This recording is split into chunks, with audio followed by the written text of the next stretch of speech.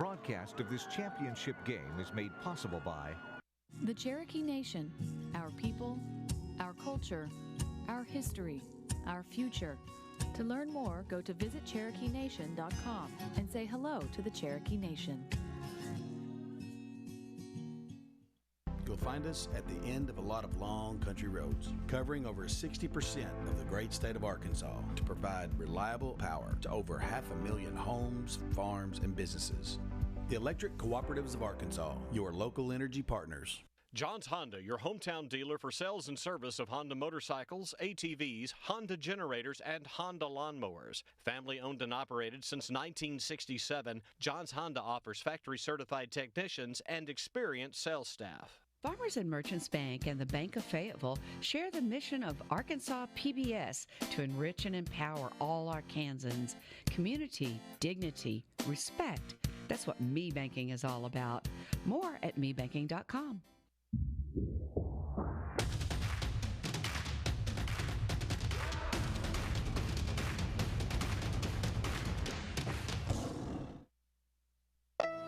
For more than 30 years, Ken Burns has been telling America's stories. Now, for the first time, you can stream the Ken Burns collection with PBS Passport. From intimate portraits of exceptional Americans to the epic sweep of a nation at war. From our pastime to our music, our darkest hours to our national treasures. More than 24 films. The Ken Burns collection. Stream now with PBS Passport.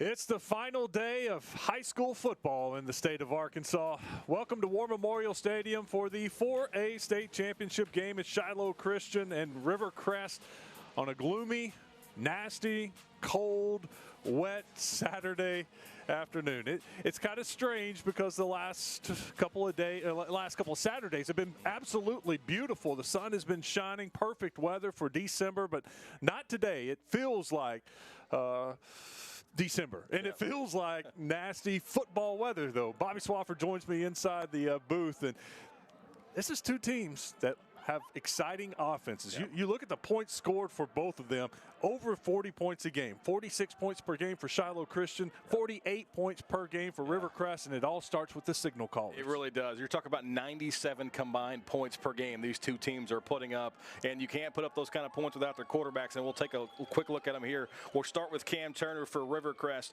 2,800 yards passing, 37 touchdowns, but then almost 1,800 more yards with 24 more scores. You can do some quick math, 4,500 yards and an impressive 61 touchdowns that he's accounted for this season. That's a lot of points. A lot of points. Well, the key, though, is how healthy is number one, Cam Turner. He hurt his ankle in the semifinal game against Warren last week, did not finish the game. He came out for warm-ups, but then when the team ran through some of their plays, he was not on the field. We're assuming he was back in the locker room. They're working on that ankle, trying to keep it warm. We've been told he's going to try to play. How effective will Cam Turner be? That'll be something to keep an eye on as I see some of the Rivercrest Colts coming out onto the field. And is that a number 1 right there in the corner, or is that a number 7? I can't see that far. We're getting old, but look at Eli Wisdom. Yeah. He's a heck of a player, too. We can't ignore him. First guy playing at the varsity level, a sophomore, has gone out and put up 2,100 yards, 25 touchdowns. And if you've watched Shiloh Christian the past few years, they like to spread it all over the yard, but this is a new element for a quarterback at Shiloh. 1,300 yards, 21 more touchdowns. The way he's been able to come in and completely change the way the Saints operate things offensively, it's really impressive as we see the captains making their way out on the field, and that is the number 1, Cam Turner, for Rivercrest. Well, that's good news for Colts fans. It looks like he's walking okay. It's one thing to walk okay. How's he going to be when he starts running around when play begins? We'll keep an eye on that. We'll take a break. When we come back, we'll get you set for kickoff. We'll head down to the sideline, check on the conditions. You are watching the Centennial Bank State Football Championships on Arkansas PBS Sports. Hi, Roger Scott for Big Red Stores. Big Red Stores is proud to support high school athletics and to sponsor these high school championship games. Over 40 Big Red Stores are located throughout Central Arkansas, each one staffed with our team members who have participated in games, marched in the band, or led the spirit teams in cheers. And now we are pleased to bring families, schools, and communities together. Big Red Stores, now more convenient than ever. Enjoy the games.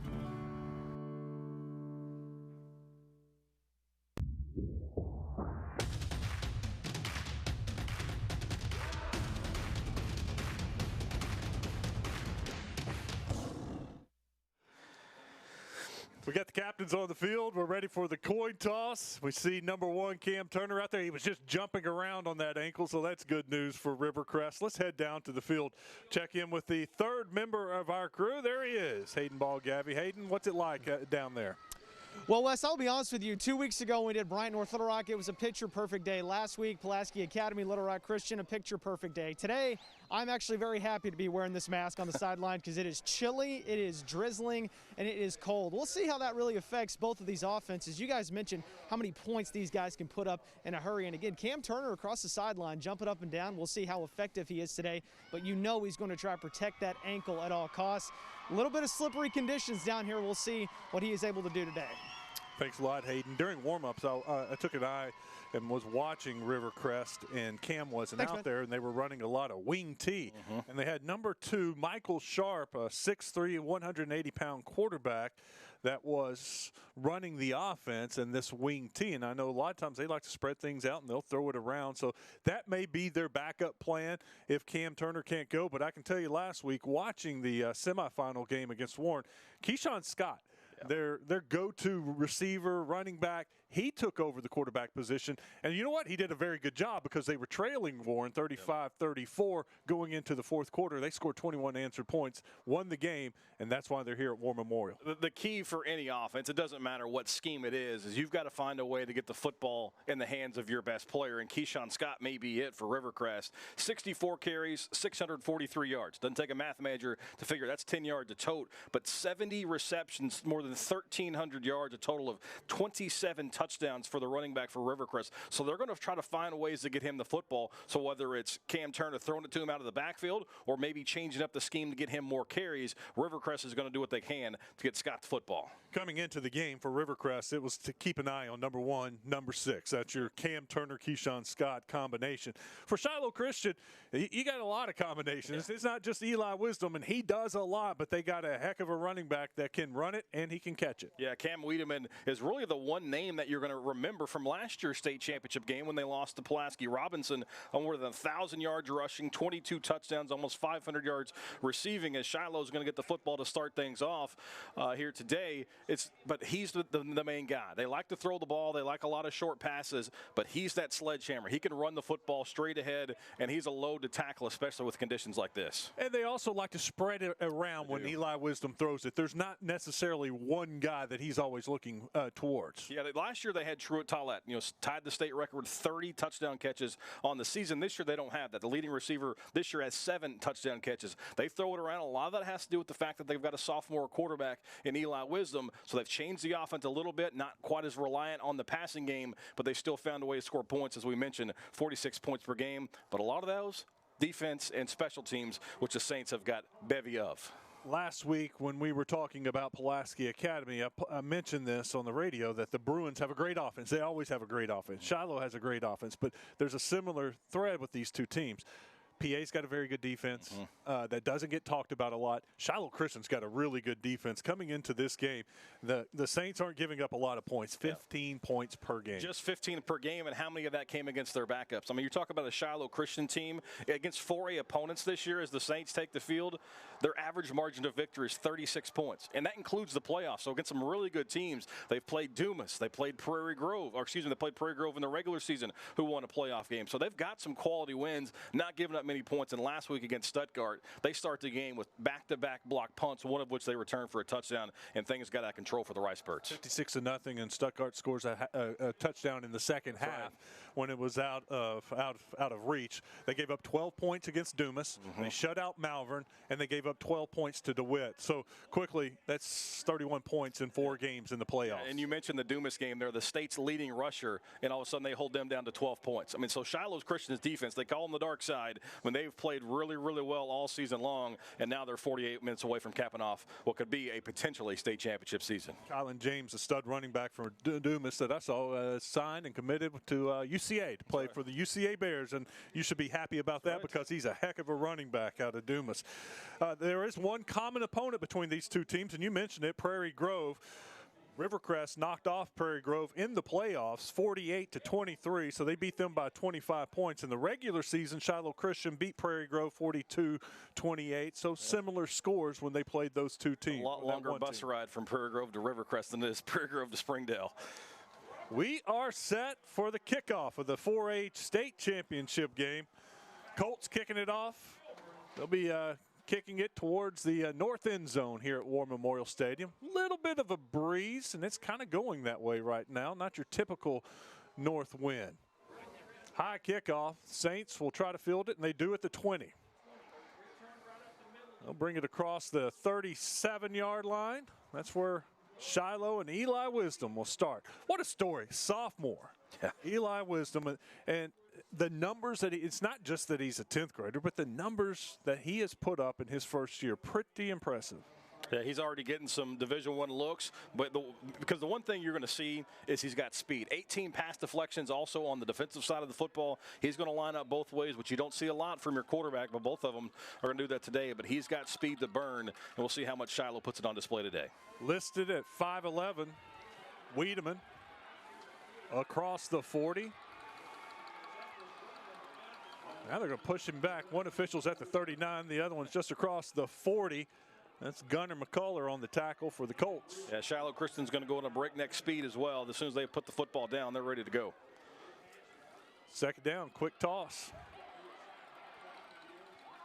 Not much there. He'll pick up about 3 more yards. Yeah, just another good way to get Wiedemann the football in space. Picks up a few more, makes it a third and manageable. And they're going to rely on Wiedemann. When you got a sophomore quarterback, let him relax the nerves a little bit. Wiedemann played a significant role in this contest last year. He's been here. Rely on him to help you get you those yardage. 3rd and 3. Eli rolls to his left. He's going to keep it and run with it. He has the first down. You can see the little burst there, Wes. I mean, it looks like everything's bottled up, and all of a sudden he sees a crease and able to shoot through it, and Shiloh Christian able to move the chains on their opening drive. Keyshawn Scott on the tackle for Rivercrest. He came into the game with 60 tackles, a couple interceptions, a sack and a half for the Colts. And this is a good Rivercrest defense, too. Now, they only give up about 21 points per game. Wisdom looking to pass. Got a good block out there. He's still on his feet. Great job of running with the football. Picks up the first down and a little bit more for Drew Dudley. Yeah, Drew Dudley, one of their leading receivers on the season, his 24th catch, and does a nice job. Great downfield blocking, like you said, Wes, able to stay on his feet. Another first down there, quickly up to the 35. Quickly back up, ready to go. Wisdom fakes it. He's got it around the left side. It's an easy 6-yard gain right there. Yeah, they did make that look easy. Just a little read. Nice job by Wisdom to recognize the defense collapsing with a play fake to his running back and pulls it and gets around the edge. And that's where the speed comes into play. A lot of times the speed, you think of big plays. That time his quickness, able to get to the outside and get a nice first down gainage. Rolling to his right, almost a great one-handed grab. Eli threw it a little behind his receiver, but you saw Wiedemann stick up the big claw and almost pulled it in. Yeah, that was a throw that was well behind his receiver, but Wiedemann did a nice job of getting a paw out there, and that's where those gloves really come in handy. They're pretty much like legal stick-em these days. The Rivercrest Colts, they have a lot of guys going both ways, and I just noticed that their quarterback, Cam Turner, is out there. He's playing a safety spot, and he's running around okay.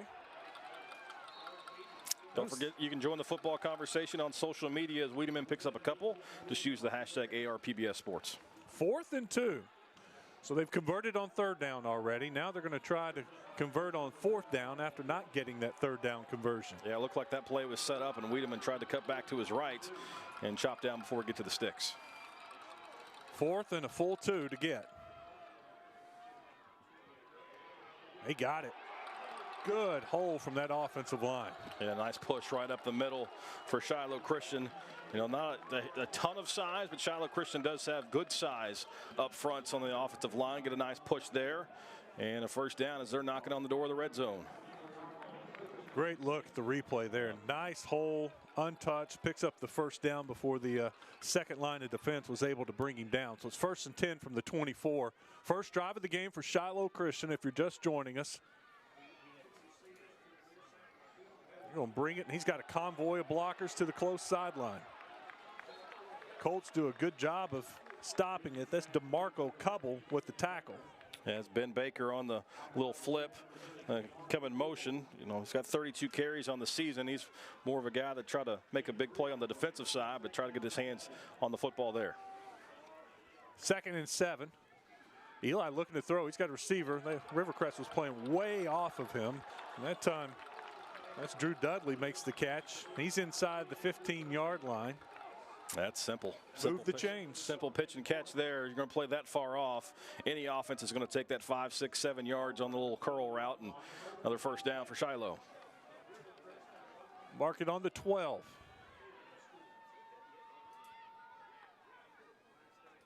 Wiedemann with it. Look at that hole. Good tackle that time. I thought he had a chance to score, and Phillips brings him down. Phillips, a big-looking, good-looking specimen for the Colts. He came into the game with 65 tackles, 4.5 that went for a sack. That was a good tackle there. Probably saved a touchdown.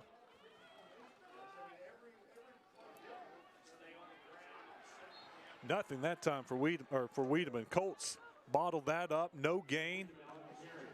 3rd and goal from the 5. Yeah, Rivercrest did a nice job of rallying to the football there. First man not able to make the tackle in the backfield, but the rest of the Colts defense able to swarm around Wiedemann. He's a big body back. You're going to have to get a lot of guys around him to get him on the ground. Wiedemann 5'10", 200 pounds. Big 3rd down play. It's 3rd and 3. They can get a first down inside the 5. May have offsides. Yep, there it is. Yeah, Cam Turner's coming off the edge there and trying to blow that up in the backfield. Couldn't time the snap up perfectly, jumped off sides, and that's going to give Shiloh Christian close to first down yardage. Yep. We'll have to wait and see on the half the distance. Ball is on the 5, so half the distance tells me that's at the 2.5-yard line, and it looks like that's about where the marker is, right around the 2.5. They may have ball, encroachment, defense, still 3rd down. I was about to say they may have to bring the chains out to take a look at this, but. And that's when it's going to be really advantageous to have a 200-pound running back like Wiedemann, because stopping him short of 3 yards is a lot easier than, you know, half the nose of a football. 3rd and inches. Eli's going to keep it. They're going to try to chase him down from behind. He may have the corner. He does. Touchdown, Saints. First on the board. 1 drive, 1 touchdown. That's a great start for Shiloh Christian. Their offense is built all on speed as far as how quickly they run their offense and starting games early. They just run the numbers game, get Wiedemann out as a lead blocker, and Wisdom able to use his speed, get to the pylon, and just like that, Shiloh Christian has an early lead. You can see Cam Turner from that safety position. He was didn't quite have the speed to get. So I'm going to be interested to see how he is on offense, how effective he can be with that ankle injury, because he just didn't seem to have that burst to get to the corner that time to meet Wisdom. Yes.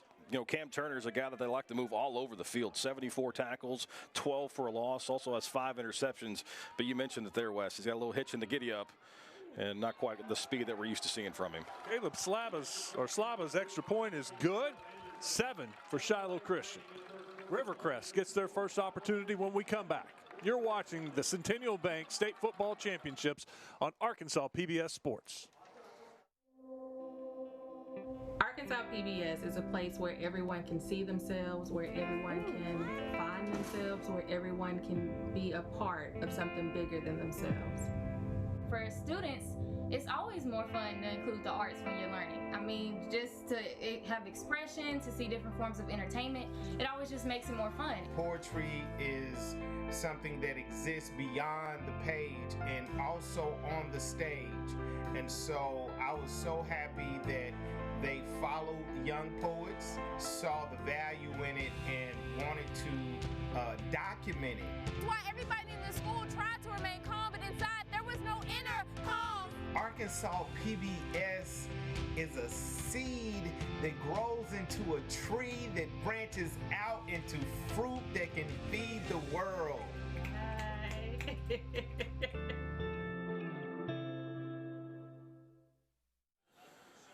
It's a good look at War Memorial Stadium as we come back to this 4A state championship game between Shiloh Christian and Rivercrest. Shiloh Christian takes the opening kickoff. They march down the field and get a touchdown from Eli Wisdom. 61 yards on that drive. Kickoff is short, bouncing close to out of bounds, and it goes out of bounds. So Rivercrest going to start with good field position, but now the question is, what kind of scheme are we going to see with Cam Turner hobbled a little bit? You mentioned what they were able to do with Keyshawn Scott last week, coming back from deficit in the fourth quarter and scoring 21 straight. But how healthy is the quarterback, and how can they get the football to number 6? And what can number 1 do? Yep. Because Cam Turner can throw it, almost 3,000 yards passing. He can run it. He's got 1,700 yards rushing. 61 combined touchdowns on the year. You can Pretty see incredible. The big tape job on his left ankle there. That's something to pay attention to as they motion him out to use him as a decoy here. Keyshawn Scott's going to take the snap. Receiver coming in motion. Scott keeps it. Nice hole. Look at the speed from Scott. Scott's in the open. He's got beat one man. He beats him. He's to the corner. Saints get him out of bounds at the 10. It's a great job by Rivercrest. Just use the numbers game. They move the eyes of the Shiloh defense. You move your quarterback out, the play fake and the motion, and well, Scott does the rest. Breaks the tackle there at the line of scrimmage. Got a big wrap on his left hand as well. He's got the football in the outside hand and speed to burn as they're quickly in the red zone. Scott goes 48 yards on the play. They'll mark him out of bounds at the 12. Pitch it around. Little reverse. Trying to get to the outside. They do. Colts inside the 5. Another first down. They'll mark him out at the 3-yard line. Gavin Goddard pushes him out of bounds. It's a nice job by Rivercrest. You move the play action, and all of a sudden you pitch it around to Jaden Stovall coming on the reverse. He uses his speed to get to the outside, and just like that, 2 plays, first and goal for Rivercrest. Ball is inside the 2. Turner at quarterback. Scott gets it. Nothing. Big 66, it looks like. Nikhil Poor for Shiloh Christian, the first man there. He breaks through and shuts that play down before it can get going. Loss of 2 on the play. And look at the replay there. He did a great job of getting by that offensive lineman. Stuffed it. 2nd and 4. Not many negative plays when you look at the Rivercrest stats this season. We talked about the points, almost 49 a contest. They're going north and south. That's going to be what Rivercrest tries to do a lot of, is their quarterback's hobbled. And they're going to try to get their running back, Keyshawn Scott, going north and south. Keyshawn's to the left of Cam. Cam keeps it. Caden Henley again. We're going to call his name a bunch today. 140 tackles this season for the Saints. He makes plays all across the field. He's the anchor of that defense. And big 44 able to get in there and shut that one down. Scott unable to make the block right then. And as you mentioned, the linebacker gets right past him and makes the tackle. Yeah, Caden Henley is going to be a player on Saturdays in the future. Just a junior this year, 6'2", 215 pounds, as a good-looking linebacker. 3rd and 3. Straight up the middle, nothing there. Turner can't get in. Nice job by the Shiloh defense to stiffen right at the goal line. Now it's decision time for Rivercrest, and we'll see what they want to do on 4th and goal from inside the 2. Braden Tutt with the tackle. 4th leading tackler for the Saints. 80 tackles, 8 for a loss. He was there to stop Turner in his tracks. 4th and goal from the 1. Now, Rivercrest has kicked 1 field goal all season, and they missed it. They attempted 1, I should say. So they're going for it. They're going to call timeout first. Yeah, Coach ran out to about the 18-yard line, got the attention of the side judge, and called a timeout. This is a big momentum play, really, for both sides of the football. If you're Rivercrest, you're trying to respond from that initial Shiloh Christian drive. You're trying to take advantage of those 2 big plays that you started this game with on your offensive side of the football. But if you're Shiloh Christian, you can somehow get a stop inside the 2-yard line. Talk about the momentum going entirely in your direction. Well, Shiloh Christian drove down 61 yards, and they were able to score when they got it inside the 5-yard line. Well, now, here you go with Rivercrest. They've driven the ball 64 yards, but they're down inside the 2-yard line, and this is a huge play. They've got to find a way to convert this into a touchdown. I got to think, they're still not sure, I don't believe, what they have with Cam Turner. I agree. I got to get the ball in Keyshawn Scott's hand, and we saw him start off the game with a direct snap at quarterback. I wonder if they don't go back to that here. Yeah, find a way to get him the ball quickly deep in the backfield so he can kind of assess his blockers, maybe use his speed to get to the outside, whatever the case may be. But I'm with you, Wes. I think they're going to get the football to Scott early in this one. Here come the Colts back down on the field. Turner's going to quarterback. They got Keyshawn Scott lined up in the slot right now. They're all looking back at the coaching staff right now trying to figure out. You see, that's Keyshawn Scott coming in motion. Now he's lined up to the left. Here he comes in motion. They're going to hand it off to him. He's around the right side. He's trying to get to the corner. Bounces off of a tackle. Gets in for the touchdown. Second effort for Keyshawn Scott. Gets them in the end zone. Yeah, you mentioned the direct snap on the first play of the game. This time they bring him in motion, get him the football already going full speed. But you see the physicality to finish off this run. Easily could have been shut down right before the goal line. Lowers the shoulder, bounces off the defender, and able to lunge for the goal line. A big, big answer score for Rivercrest.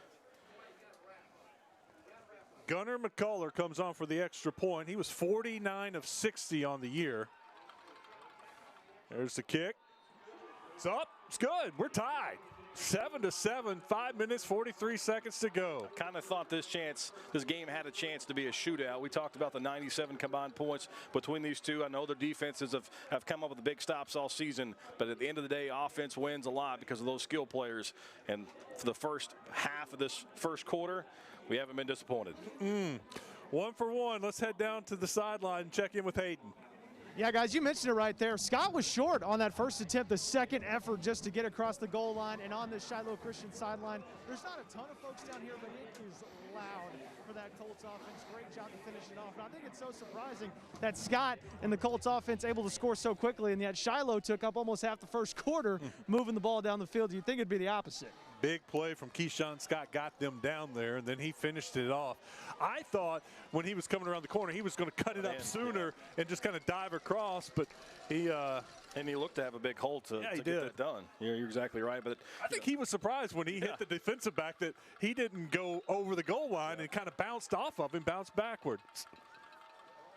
Here's the kick. The Saints going to let this one bounce out of bounds. It flies out of bounds, so 2 of our 3 kickoffs have gone out of bounds. Yeah, that's the respect that each of them have for their special teams. We mentioned Shiloh Christian being able to score in all 3 phases of the game. Rivercrest obviously got some dangerous weapons on their kickoff unit, so that's why you see a couple kickoffs out of bounds. So the Saints will take over at their own 35-yard line. They'll need to march 65 yards down. Last time out, they marched 61 yards for the score. If you're just joining us, each team has had the ball once, and each team has found the end zone. 7-7. Fun game so far. Nasty conditions. I just checked my phone. 44 degrees at War Memorial Stadium. Not ideal. That's why the windows are closed in the press box today. I noticed that when I walked in. Wisdom hands it off to Wiedemann. Wiedemann got room to run. Still not down. Moving his legs. Look at Wiedemann picking up the first down. Yeah, that's the tough running of Wiedemann that he brings to this offense. You think of the speed and the effectiveness if they run with this offense, but when you get out a 200-pound sledgehammer to just hand it off to it, it makes it pretty nice. Brownlee finally is able to get him down on the ground. Got a flag. Rivercrest is clapping. I guess someone on Shiloh might have moved. Yeah, first flag of the day, I believe, other than the kickoffs out of bounds. Dead ball. Ball start. Offense. Still first down.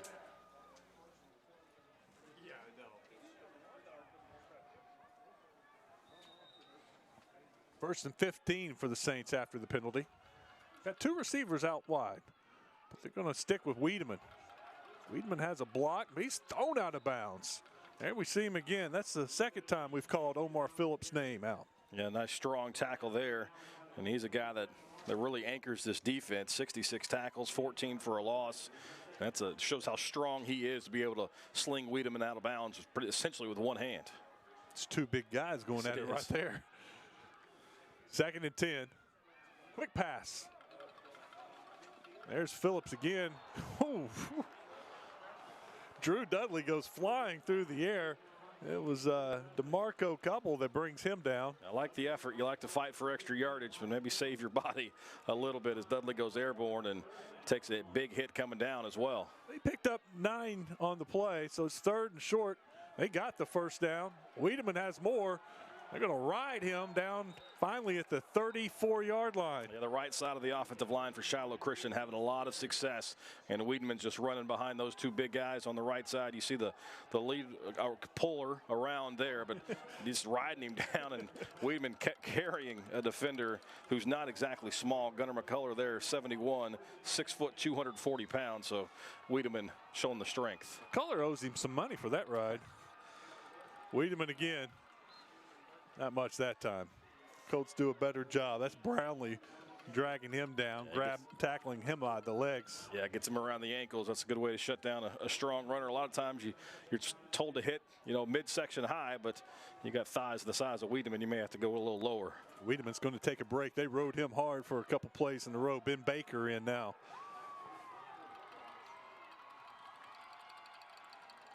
Baker's going to take it. He goes over the left side, has a little bit of hole, and they cut his feet out.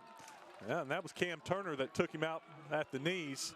And with the young quarterback and the conditions as they are, I like Shiloh Christian's mindset of just running the football first. Establish your guys up front, and maybe that opens up something big down the field. One good block away from a touchdown there. Baker again. Baker over that left side again. Baker has the first down. And they're having success running the football. It's not the big explosive plays that you expect with a team that's scoring this many points, but they're content with 5-6 yards a pop as Shiloh Christian quickly inside the 30 again. Travian Jones on that tackle.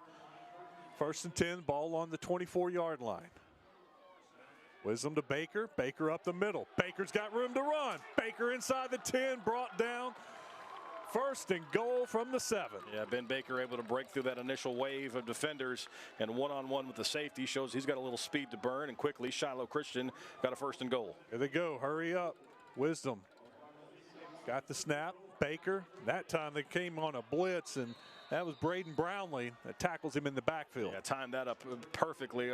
Earlier in this contest, they tried to time the blitz and jumped off sides, but that time Brownlee timed it to perfection and able to ride Baker down in the backfield for a loss. Loss of 2. That'll push them back to the 9.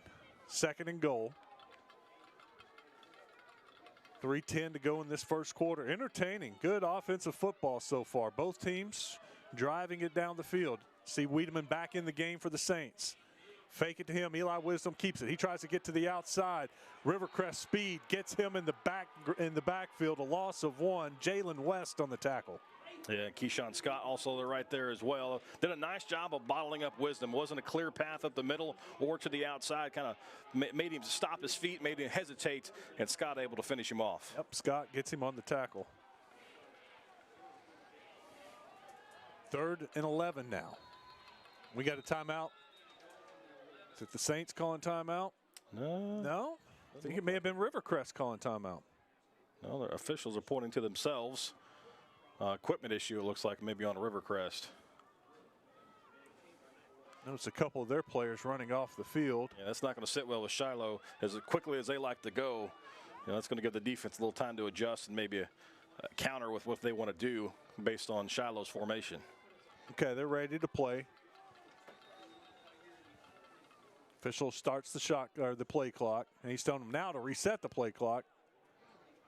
Now he's ready. Wisdom with Wiedemann in the backfield with him.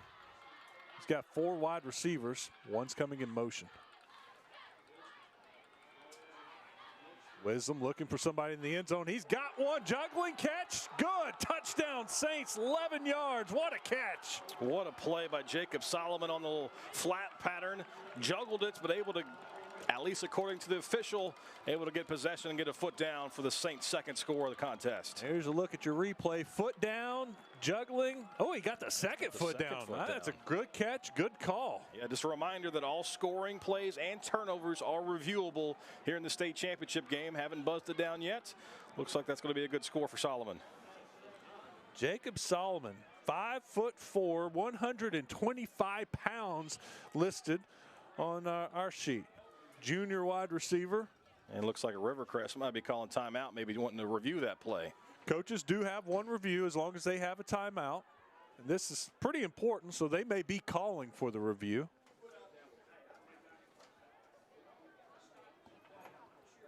Let's see what. You mentioned Solomon's size. He's got a knack for getting the end zone, though. 4 touchdown catches this season on just 11 receptions. Here come the officials over, so apparently they are going to review. Now, we didn't get anything from the referee, Ned Skoog. Rivercrest is challenging where the catch. And now we do. Yep. So Rivercrest is challenging it. So we'll get a look on it and the way it works. If Rivercrest, if this is ruled a catch, they'll lose their challenge, also lose a timeout like they do in the National Football League. If they do rule that this was an incomplete pass, they'll get that challenge and the review and the timeout back. Excuse me. Now we've seen one replay and it looked like it was a catch. This ought to give us a good angle also.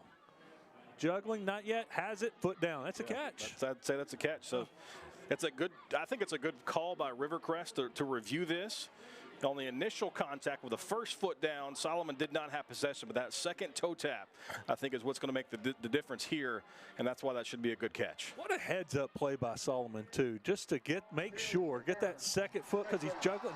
I think he had 2 feet in, actually. Yep. I think he finally got control of the ball, and that left foot was still on the ground, and then he made sure and got the right foot down. Yep, and that's confirmed as a touchdown. So Rivercrest uses their challenge, loses their challenge, and Shiloh Christian back out in front. Well, you don't want to leave that challenge in your pocket. That's right. Be driving back home to Wilson tonight and going, man, we should have used it. What if that wasn't a touchdown? Yeah, well, now you know, and I like the call. It's a big play. You want to make sure. And a timeout for Rivercrest. So they're down to 1 timeout now. They used the timeout down on the goal line, and they're charged a timeout there for the review. Slaba on for the extra point. 73 of 77 now for the year. He's also kicked a couple of field goals for him. We got offsides on Rivercrest. Now, would you consider going for 2, half the distance? It's going to be, they'll put the ball in about the, 1.5? Yep. Anytime you've got Cam Wiedemann, I'd say if you're within 3 yards of the goal line, I might hand it to him anyway. Now you're 1.5 yards out. We'll see what Jeff Conaway and his crew want to do. I've seen Pulaski Academy a lot this year, and they do this unique shift on their extra points, and it draws teams off sides. Dead ball, encroachment by the defense, still have a try for point. And they'll get it half the distance to the goal line, and they'll bring the offense back out there and go for 2. But they're not. Saints are going to stick with their extra point team out there.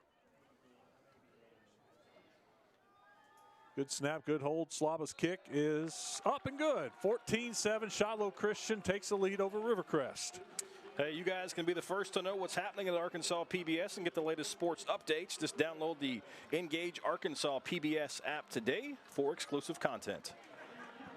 Let's go down to the sideline. Check in with the 3rd member of our crew.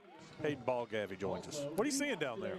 Well, Wes, that was a great catch on the sideline right here. It looked like Rivercrest was challenging that he didn't have full possession of the ball when he got that second foot down, but he was able to reel it in. Touchdown, Saints, as you mentioned. On the play before that, it looked like Rivercrest may have been taking a timeout, but on defense, they had a player who, let's just say, may have had a few eggs before the ball game and got a little, let's just say he needed a timeout real quick. Oh, well, that happens to the best of us. Those pregame jitters. Yeah, pregame, yes. Yeah. Midway through the first quarter, maybe not so much. Glad we didn't get a close-up shot of that. And no, I do not want to see a replay if you have one. No. I'm just looking down on the field for anything that looks abnormal. It's a long way down there. I don't see anything. The good thing about turf, it absorbs it. The bad thing about turf, it absorbs it. It absorbs it. Exactly right. Be there for a while. So if the Hogs ever come back to, well, they got Missouri here next year, so avoid that end of the field. A lot of rain between now and then. There's a kickoff from the Saints. Cam Turner's, no, that's not Cam Turner. They're going to field it about the 5. They run into each other. Ball's on the ground. He runs into his own man again and is able to get the ball to the 24-yard line before Luke Slider brings him down. Yeah, it's Scott on the return. A little miscommunication on special teams. Rivercrest does avoid disaster, and actually, considering all that happened, not terrible starting position for this drive. He ran into his own man blocking. That's what I think knocked him down to the ground. So had a lot of collisions there with his own guys in white. That was a long drive for Shiloh. We'll see what kind of Turner and his ankle hold up. Quick pass out. Nice block out there. Pick up a first down. One play, 10 yards for the Colts. Andrew Dudley makes the tackle. Good tackle by Drew to force him out of bounds. Yeah, quick swing pass to Elijah Nichols. He's got 5 touchdowns, now over 400 yards receiving. Just a little simple screen pass. Rely on your blockers. And an excellent job by Omar Phillips to get out there in front and pave the way for a first down. We've already mentioned Phillips' name on defense several times, and he made a strong tackle on Wiedemann early in the game, and that was a good block. Hadn't figured out if they got a first down or not. They don't give it to him. Well, with the ball on the yard line, and they were on the, that was an easy call. Because they started on the 24. Yep. Okay, anyway, first down, 4 receivers to the right of Cam Turner. He's looking to pass. He's looking deep. Throws into double coverage. Almost. What a great play from Shiloh. Cooper Hutchinson with the great, he almost picked it off. That was a clear go route. They line up the running back. Keyshawn Scott on the outside. Eli Wisdom has got him man to man. They were stride for stride. You can see the quarterback, Cam Turner, not looking anywhere else, but the safety comes over the top and kind of a man overlook. And you mentioned Hutchinson there. Almost snags the interception. A great coverage of man with zone help over the top there by Shiloh. Turner actually underthrew him a little bit. I thought Scott had his defenders beat. Had to wait for the ball. Handed off to a receiver coming in motion. Look at that tackle in the back. They lose yardage on that. Caden Henley, how many times have you already mentioned his name? Yeah, he's a playmaker in the middle of that field for Shiloh Christian, and that time he shows the speed and the play recognition to get to the outside and just grab an ankle, get him on the ground, and put Rivercrest behind the chains. Well, we were bragging on Phillips and the great block he had on the first play of this drive. That time he missed the block, and that allowed the play to be blown up. 3rd and 13. Loss of 3. First real long yardage situation we've seen either one of these teams have so far. Turner looking, pumps, fakes, finally gets rid of it. It would have been a first down, but it was a little short. Yeah, you can see Turner had to pump fake a couple times, not real sure about releasing that one. His momentum was carrying him toward the sideline, did not get his feet set, did not get his shoulders around, and that's why that pass little flutters across the middle and falls incomplete. Had to get rid of it because pressure was finally coming. He had a receiver there, but he also had a defender in his rib cage. That's a nice job by Shiloh Christian's defense to get the first big stop of the game. And on special teams, they blocked the first 2 punts of the game last week against Stuttgart. They've been dangerous all season long. We'll see what Rivercrest does here as they go tight punt. 9 guys right there at the line of scrimmage to the little max protection. Brandon Brownlee's the punter for Rivercrest. He's got to be thinking and practicing catch it, kick it. And he caught it and kicked it, and it was off the side of his foot and goes nowhere. That's where that special teams pressure comes in, and not just in blocking punts, able to force the quick punt. You can tell Rivercrest was worried about it. They tried to get it out quickly, and that might have been a punt in single digits. 6 yards. Yeah, he caught it and dropped it, and he was trying to kick it as quick as he could because the pressure was there. They had 2 free runners that Shiloh Christian right up the middle, and the fact that he got it off was a good thing, but just a 6-yard punt, and obviously a huge advantage for Shiloh Christian here. Saints take over at the 38-yard line of Rivercrest. Wisdom and shotgun. Receiver comes in motion. Wisdom going deep. He's got a corner route, receiver open. He catches it inside the 15. We have a flag down. We have a touchdown. Let's go back and look at it. If it stands, that's a 38-yard pitch and catch. I thought it would be a good time for a deep shot for Shiloh Christian, the first one they've thrown down the field. But this one coming back as the initial call is a holding on the Saints offensive line. Jalen West just ran a corner route, and he beat his defender wide open. Eli Wisdom put it on the money, but it's all coming back. Holding by the offense. Still first down. Yeah, the double move got the Rivercrest defender all turned around, and an easy pitch and catch for the touchdown. But instead of 6 more points on the board, pass on the mark, this one's coming back. And you can see the separation that Hutchison got there. Easy 5-yard separation there, and he gets the pylon, but coming back. That flag came out really early from the umpire, so clearly he saw something with the Shiloh offensive line, maybe got the hands on the outside. Moves the ball back to the Shiloh 49. Handoff to Wiedemann up the middle. He breaks a tackle, and he's loose in the backfield all the way to the 32-yard line. Actually, they bring in somebody different, right? Caden Henley, the big stud at linebacker, give him the football, and what was 1st and 20, easily now 2nd and 4. Saw a big guy and assumed it was Wiedemann way up here, and that's not. That's Henley. Give it to him again. Up the middle, close to the first down. So you've got the heavy back in Wiedemann and the heavier back with Henley. So you've got the sledgehammer, and then I guess you've got, what, the anvil? You bring it after that. Henley able to fight for yardage there. Now it's going to be 3rd and short. Tackle from Sharp. He gets in down low, tackles him around the knees, brings him down short of the first down. So it's 3rd and 1. See Wisdom. Now he's got Wiedemann back there with him. May have an offside, so they timed it just perfectly, but it doesn't matter. Wiedemann's out there. He's got the first down and more. Still on his feet. He's at the 10, the 5, pushed out of bounds at the 3-yard line. Just the strength of Wiedemann on the outside shows a little speed burst as well. And you think after he gets the first down, it may shut it down, but Wiedemann fights for that extra yardage, and quickly Shiloh Christian inside the 5. Look at that, 1 broken tackle. Here comes a 2nd broken tackle, 3rd broken tackle. Nice job by Henley, too, to get out of the way, maybe give a little boost to his running back. Here's Wiedemann again. This time he's tackled in the backfield. They timed it again. They're doing a good job, Rivercrest is, of timing the snap. You're going to see Wisdom change things up. That's McCullough that's in on the tackle. Yeah, Shiloh Christian may have to change the snap count. They like to go fast as they possibly can as the first quarter expires here. Look for Shiloh Christian to change the snap count up a bit as we play these final 3 quarters. It'll be 2nd and goal from the 8 when we come back. You're watching the Centennial Bank State Football Championships on Arkansas PBS Sports. Hi, I'm Susie Everett, wishing you and your family a Merry Christmas and Happy Holiday Season. With our busy lives today, we often forget the greatest gift of Christmas. For unto you is born this day in the city of David a Savior, which is Christ the Lord. I hope all of us will take the time and share the love of Christ this season. May your holidays be filled with joy and blessings. Merry Christmas and Happy New Year from all of us at Everett. Broadcast of this championship game is made possible by the Cherokee Nation, our people, our culture, our history, our future. To learn more, go to visitcherokeenation.com and say hello to the Cherokee Nation.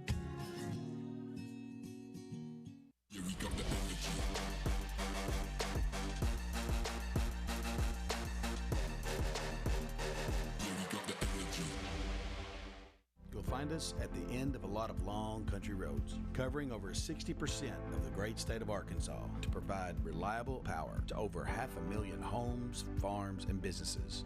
The Electric Cooperatives of Arkansas, your local energy partners.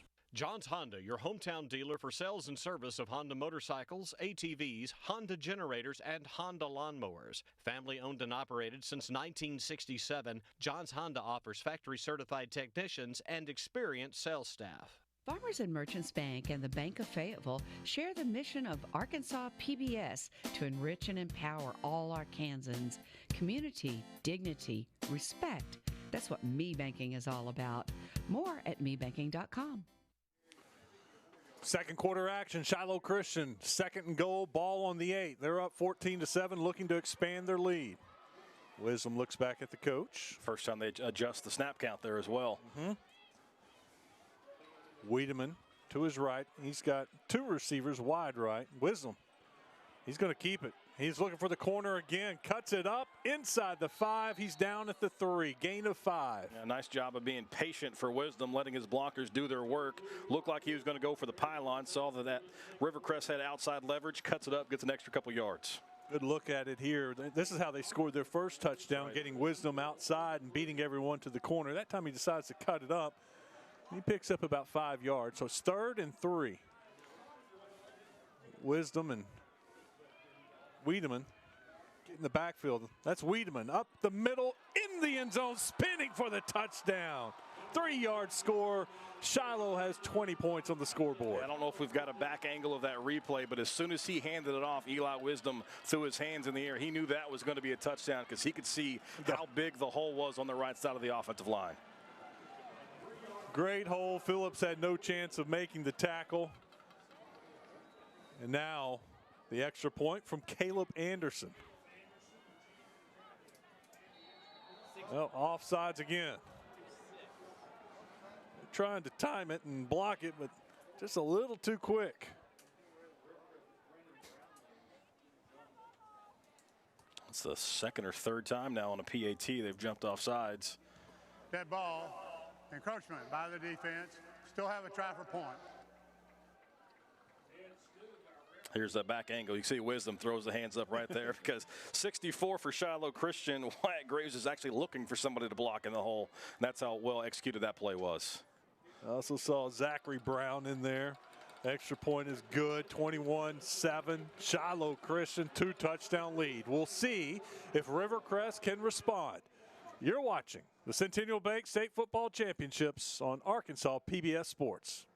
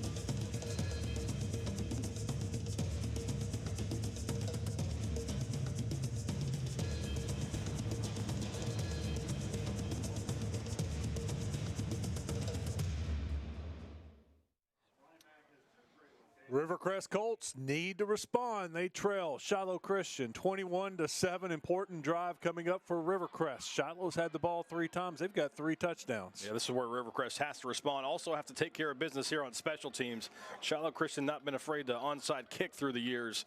So maybe watch a little cheeky shenanigans here from the Saints. Well, Rivercrest has put up some points in the playoffs. They had 55 last week against Warren. That was a high-scoring back-and-forth game until the 4th quarter when Rivercrest started to pull away. Line drive punts fielded inside the 5-yard line by the Colts. Colts trying to take it to the far sideline, get outside, and just can't get there. They'll take it to the 25, though. That's Brandon Brownlee, excuse me, shows the speed, uses crosses the field, navigates to outside the 20 to the 25. Good starting spot there. If you want a copy of the state championship game, any of them up to this point, 7A, 6A, 5A, and 2A, or the 2 you're going to see today, 4A and 3A, just go to mnmproductions.net to place your order. I was looking at it. Rivercrest has scored 116 points in their last 2 games, in the semifinals and the quarterfinals. So they've got a great offense. They can score some points, and they need a touchdown here. We'll start with a run up the middle. Nothing there, maybe 2. Yeah, Cooper Darr right there for Shiloh Christian, able to make a big play right at the line of scrimmage, maybe beyond it. Second of a second long.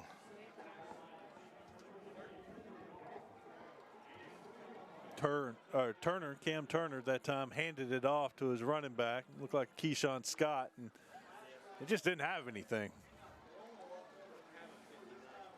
Receiver in motion, they hand that off to it, and there's your boy Henley. Yeah, he's balling out today. He recognized that, the speed sweep, and able to come off the edge and shuts that one down for a big loss. That play didn't have a chance. Henley was waiting for him that time. There are plays that are designed to allow free runners on a defense. No play should ever allow 44 in Navy and gold to be a free runner. Well, we've seen Jaden Stovall get that and get outside, and it's worked already once, but maybe they fooled him once, or maybe they've made an adjustment. But that time, nothing. It's 3rd and long, 3rd and 9. Turner back.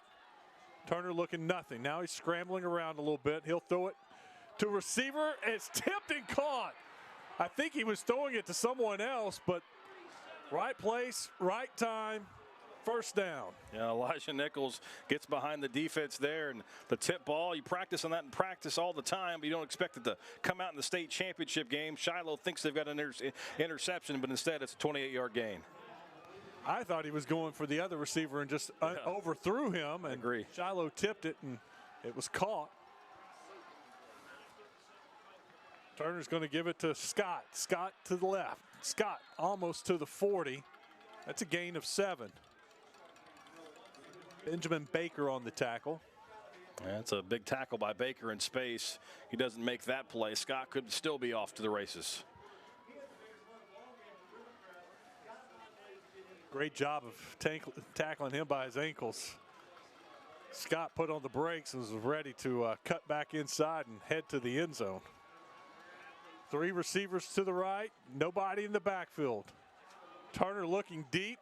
He's got a receiver there just off his hands. That's running back Scott. You can see the big almost cast on his left hand. I don't think the pass is a little too far out in front of him, that the cast really affected that one, but he had to step on the defense. Those two have combined for 70 passes and catches this year. That is his go-to guy, Keyshawn Scott, and just unable to connect that time. Yeah, Rivercrest has been content with spreading things out, and they moved back to the normal spread look, and that may be a catch that Scott wants back. 3rd and 4. We'll bring a receiver in motion. Turner now getting some different instructions from the sideline. Still plenty of time on the play clock. We'll shift Scott over. Turner's got Scott wide open, and he catches it inside the 20. What a move with a 10, touchdown Keyshawn Scott, 40 yards. What a perfect play design. Turner hits his running back coming out of the backfield on a wheel route, hits him in stride. The Shiloh defender kind of pulled off a little bit, allowed him to put the foot in the ground and make a move and get into the end zone. Right there, a little surprising to see him kind of overcommits to the outside, and Scott does the rest. Yeah, great move at the 10. I think the Shiloh defender was going for the interception. Yeah, he was going for the momentum. Yeah, he thought it was going to be over Scott and it was going to catch it. And Scott was just barely, just a perfect pass. Just able to bring it in, 40 yards. That's a game changer, momentum changer for the Colts. They needed that. Extra points, no good. I think it was partially blocked. It was really low. It didn't even get to the goalpost. Could have been partially blocked. That'll keep the score 21-13. Yeah, you mentioned how big that touchdown drive is for Rivercrest. They're faced 3rd and long. You're already down 2 scores. And the tip pass that results in a 28-yard gain extended that drive. And Rivercrest was able to take advantage of it, put it in the end zone thanks to their passing game. And now we've got a contest again. This is what you got to do if you're Rivercrest. You know Shiloh Christian has shown they're going to go out and put up points. They're 3 for 3, as you've already mentioned, on drives ending in touchdowns. Now they've got to be able to go blow for blow. Eventually, you think you're going to get a stop defensively and get right back in this contest. Let's go down to the sidelines, check in with Hayden. Now, Bobby, you mentioned that club that Scott has on his left hand. I think he maybe has 2 to 3 fingers available to him. So to be able to catch that pass and then make the move, guys, I know he looks fast up there in the booth, I'm sure. His speed is elite down on this field. It is easily no contest for who the fastest guy on the field is today. Unbelievable cutback. As you mentioned, Rivercrest right back in this ballgame, 21-13 after the missed extra point. His speed, unbelievable, especially with a slippery surface down here too, because that's slick. Thanks a lot, Hayden. Rivercrest ready to kick off. It's a good high kickoff. Sends the Saints back about the 18-yard line. They've got some room to run. Cross the 50 to the 40. That's a momentum changer right there. Just when Rivercrest thought they had the momentum, the Saints come right back. Yeah, Ben Baker fields that one inside his own 20. Had one man to beat. Nice job by Rivercrest. Brownlee to force him to the sideline of the boundary, but a nice return for Baker. 42 yards on the return. And I tell you what, that was a good high kick. He fielded that inside the 20.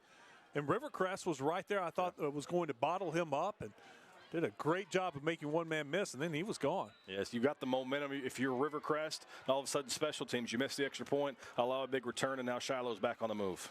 Wisdom with the big back. Henley back there with him. Wisdom's rolling to his left, looking to pass. It's a pump and fake and go, and he's got his receiver for the touchdown. 39 yards, Cooper Hutchinson. Yeah, that's a simple wheel route. We saw Rivercrest score it with the running back. That time, Hutchinson, the old out and up, got the Rivercrest defense to bite on that initial double move, and a perfect pass for Wisdom, and Shiloh's back in the end zone. Just like that. Saw the fake there from Wisdom, the corner bit, and he's beaten by 5 yards. Yeah, it's easy to overthrow that as your quarterback. You're on the move, you've got the momentum, then you see your receiver come wide open, and he does a great job of just putting it on his receiver, and he does the rest, and Shiloh's lead back up to 2 scores. Caleb Anderson on for the extra point. It's up, it's good. Shiloh Christian expands their lead to 28-13. That's why those first couple drives were so big, Wes, for Shiloh Christian. They just ran the football right up the middle, right up the football, right up the middle. They bring in the heavy running back there, and Henley, you think, okay, they're going to give it to him again. Instead, they sneak the receiver on the double move, the out and up, and results in an easy touchdown. Big kickoff return, big play, just like that. Shiloh Christian scores. That's so demoralizing for Rivercrest because they just went down the field, had a couple big plays of their own. They find a way to get in the end zone. They're within one possession, and they're thinking over there on that sideline, now here we go. Okay, we're okay. We're right in this thing. Yep. 2 plays, basically. A kickoff return, one offensive play, touchdown, and now it's a 15-point deficit again. That's a great job by Shiloh Christian and their offense, too, to not take the pedal off the metal. You know you've got a lead. You think Rivercrest, okay, they've got a little momentum. Let's go big play right off the bat. We hit it, get another touchdown. That's exactly what Shiloh does there, and all of a sudden that lead back up to 2 scores. 4 possessions for Shiloh Christian, 4 touchdowns. They have 221 total yards, 90 yards passing, 131 yards rushing. 11 first downs already in a quarter and 3 minutes and 10 seconds. Yeah, it's pretty impressive what Shiloh Christian's been able to do. 56 points in the first half against Stuttgart. They've had some big numbers this year, and now you're starting to see why when you get a chance to see them in person. Line drive kickoff fielded at the 26-yard line, running the wrong way, and the Saints, none of that. They're too disciplined. You just got to catch that, and you got to head up the field. Yeah, you can see a lot of Rivercrest's returns are set up for their home sideline, their sideline. And that was the far side from where he received that football, trying to get back to his guys in the white jerseys, but Shiloh's special teams shuts it down. Thought there was a chance that ball might go out of bounds if he does not field it. I guess he didn't want to take that chance, too close. So they'll start inside their 20-yard line. They'll mark it on the 19 for Rivercrest. You can experience the action all over again next week. Starting on Monday, you can watch the championship games and Arkansas PBS Sports features at youtube.com/ArkansasPBS. Keyshawn Scott comes back into motion next to Cam Turner. They're going to fake it to Keyshawn. They're going deep. Cam Turner lets it fly. Can't connect with his receiver. You can see the arm on Cam Turner on that play. Yeah, he and Nichols were on the same page. The ball held up in the air forever, but that time Nichols could not haul it in as he was angling towards the sideline. A little bit of a breeze may have held it up just a hair, but it's a pretty good throw. Yep. 2nd and 10. 8:37 to go in this first half. Receiver coming in motion, but they're going to give it to Scott. Scott's got room to run. Makes a cut at the 25, across the 30, picks up the first down. Good blocking over there on that left side for Scott. I hate to admit when Hayden's right, but he showed it there. The speed through the hole right there for Scott is pretty impressive. He gets to the second level of that defense, and he was one tackler away from breaking another big one. That was, I guess, a backhanded compliment towards Hayden. Well, I could say nice things every now and then. But especially about his hair, it's great. It's fantastic. We'll try Scott again. Nothing this time. They're doing a pretty good job of attacking the edges of Shiloh Christian, but they haven't found anything up the middle. Yeah, Shiloh Christian's got the big defensive lineman right in the middle, is really cramming everything in. When you've got Henley there to clean it up, anything that gets through that initial wave. But you're right, Rivercrest has had a lot of success on the edges.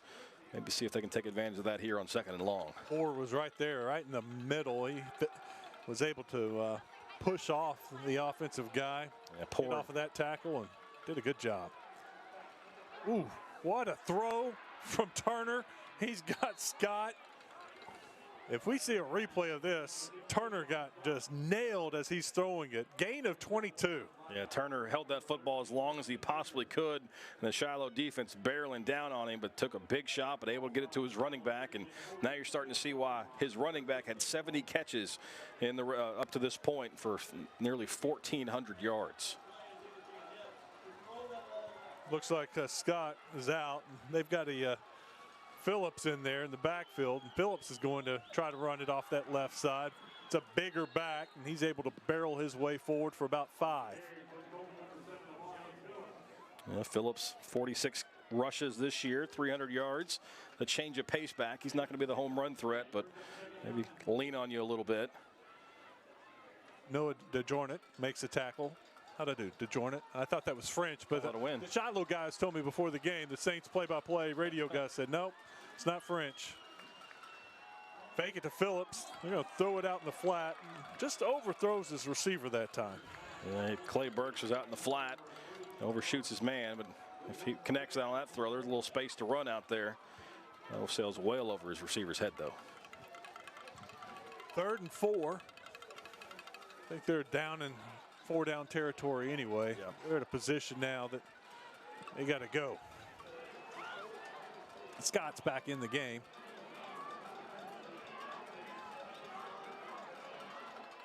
Turner's going to keep it. He goes over the right side, picks up the 1st down. He just got in behind a couple of his big offensive linemen and followed them for the 1st down. Yeah, it's the first time we've had a chance to see Turner test out that ankle. Able to hop up, able to tackled around those ankles, but able to hop up, get back into the huddle. So no ill effects of that rushing attempt. Outside of the red zone, I think that's his first carry of the night. 2 carries, 3 yards up to that point. Turner keeps it, and he's going to throw it. He gets rid of it, has a receiver there, underthrows him, but it is caught inside the 20. Yeah, the Shiloh Christian coach is already sprinting down to the official to talk to him. We'll see if Jeff Conaway wants to pull out the challenge flag on this one. Clay Burks comes back for it. We'll get a good look here. Look at Cam Turner just fighting off the defender, throws it. Might have been some hands underneath there. And hands. Yeah, they're challenging it. You called it. So we're going to get a second challenge of the game. Rivercrest challenged the Shiloh Christian in the 1st quarter, a touchdown from Shiloh Christian in the 1st quarter, and they lost that challenge. It looked like the hands might have been under the football, at least under that look we had right there. I don't think there's any way they overturn that, so we'll see if we've got a couple different angles at it. Couldn't really tell from the 1st angle. What a great play from Turner. Just pushes the defender to the side. I couldn't see anything there. Yeah, I mean, he gets possession of it as soon as it hits the basket there. You got to figure that official right there has the best angle of anybody. Yeah, the Shiloh Christian coaching staff thought that one scooted into the arms of Burks.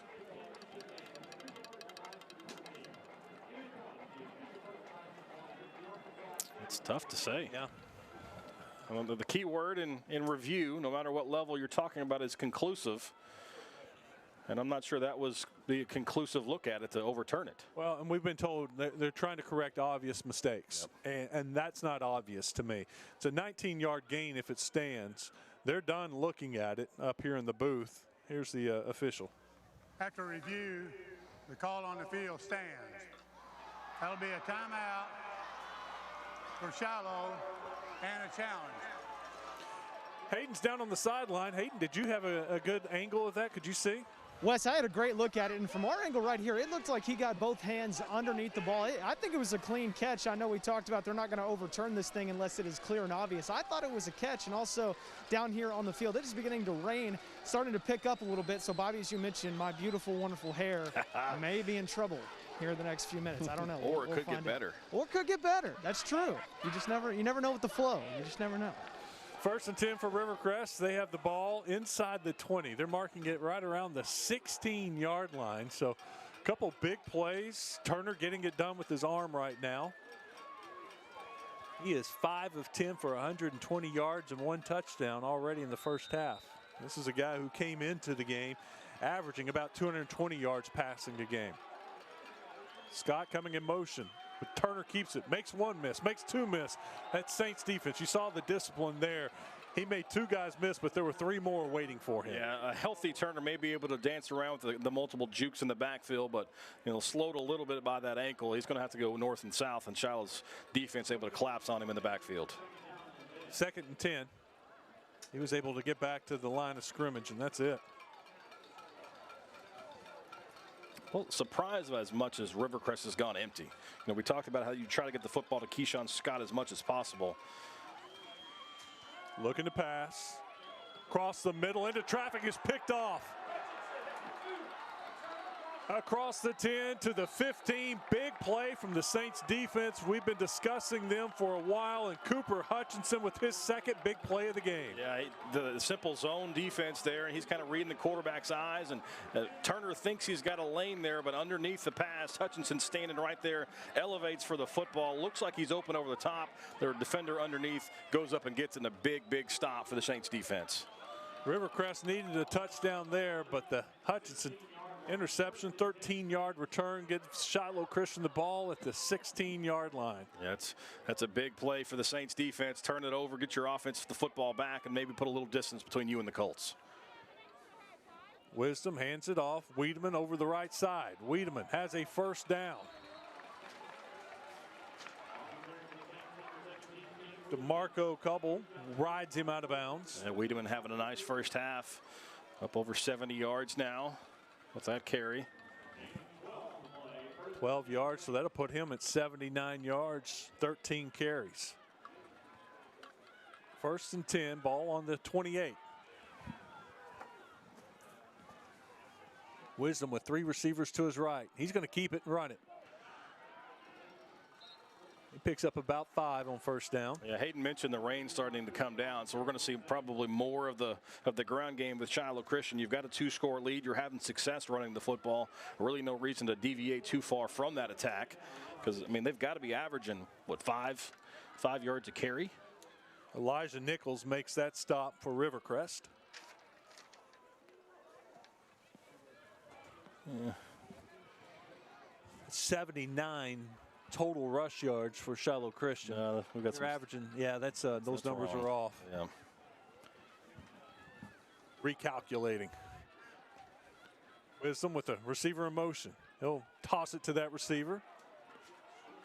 Rivercrest does a pretty good job of bottling that up. Had a lot of guys just stopping that play on the outside, and that time Wiedemann didn't have anywhere to go. Keyshawn Scott will give him some credit.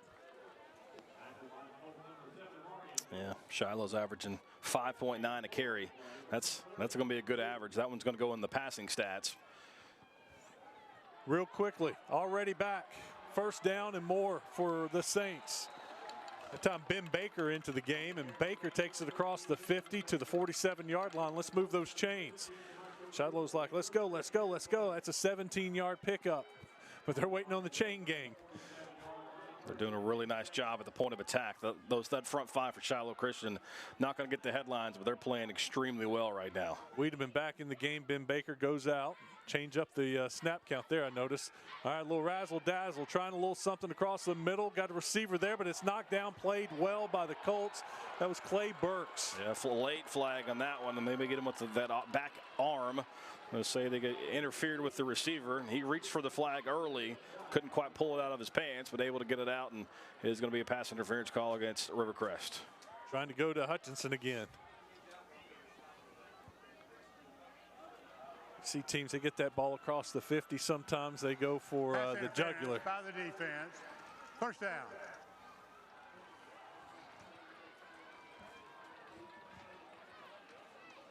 You line up Wisdom at receiver, run a little shenaniganery, and then maybe the back arm, not sure. Well, I'm going to be nice. I've been told I've been too harsh on officials. Wisdom keeps it. He's coming across the left side. He's pushed out of bounds at the 28-yard line. Gain of about 5 before Keyshawn Scott pushes him out of bounds. That was me being nice, by the way. It was a bad angle. I couldn't tell. We'll go with that. I can tell you half the fans here thought it was a good call. The other half thought it was terrible. Wisdom going to his right. He throws into a little traffic there on the sideline. Probably smart. It looked like he may have just thrown that away. Yeah, a good decision there by the sophomore. Nobody open. Just toss that one away. And now it's still 3rd and medium. Got a chance for your offense, and this is likely 4-down territory for the Saints. He threw that high and outside. The only person who could have caught that would have been one of his receivers. So smart throw, and he'll live to play another down. 3rd and 6. Ball's on the 28. Almost to the 22 for a first down. Wisdom's going to keep it. He follows Wiedemann. He gets it across the 25, right at the 25. So that's going to bring up 4th and a long 2.5, almost 3 yards. Yeah, you definitely run that play knowing you've got 2 downs, and Wisdom just lowers the shoulder, able to pick up a few. And now going to be 4th and short. Nichols makes the tackle around the calves, brings him down. Looks like it's almost to the 22, so it's almost a full 3 yards they need to pick up. Wisdom and Wiedemann in the backfield. That's Baker, isn't it? Turn sideways for us, running back. They're going to call a timeout, so it doesn't matter. Yeah, it was Baker in the backfield with Wisdom. They're going to call a timeout and discuss this. Hey guys, stick around. Coming up on the next on the Arkansas PBS halftime show, join David Basil for a look at the unsung heroes of the game. My personal favorite, the mascots, and a program that's teaching young football players life lessons along with blocking and tackling. Plus, R.J. Hawk goes one-on-one with DeWitt High School tight end Dax Courtney, whose dad also happens to be his coach. That's all coming up next on the Arkansas PBS halftime show. So you like the mascots, you say? I'm a big mascot fan. Good. Shiloh Christian pretty consistent. 14 points in the first quarter, 14 points in the second quarter. They lead this 28-13. 3 minutes and 16 seconds to go. This is a big play for Rivercrest. They can't afford to go down by too much behind this Shiloh Christian team. But I mean, let's look at this scenario. You stop here if you're Rivercrest. You got 3 minutes, 15 seconds. March down the field, score. It's 28-20, 28-21, depending on what you do after the touchdown, and it's a ball game. And you get the football to start the second half. Now, and so that'd be a big twofer there. But this is the exact same scenario that Shiloh's defense was just in. You bend, you finally get a stop with the interception. Now we'll see if Rivercrest can come up with a 4th down stop to get the momentum to swing back to their sideline. Yeah, if they don't get the stop and Shiloh goes down, it's 35-13 potentially at the half. That's trouble. Big shift there. Eli's rolling to his right. He's going to keep it. We got a penalty flag down. Rivercrest is clapping.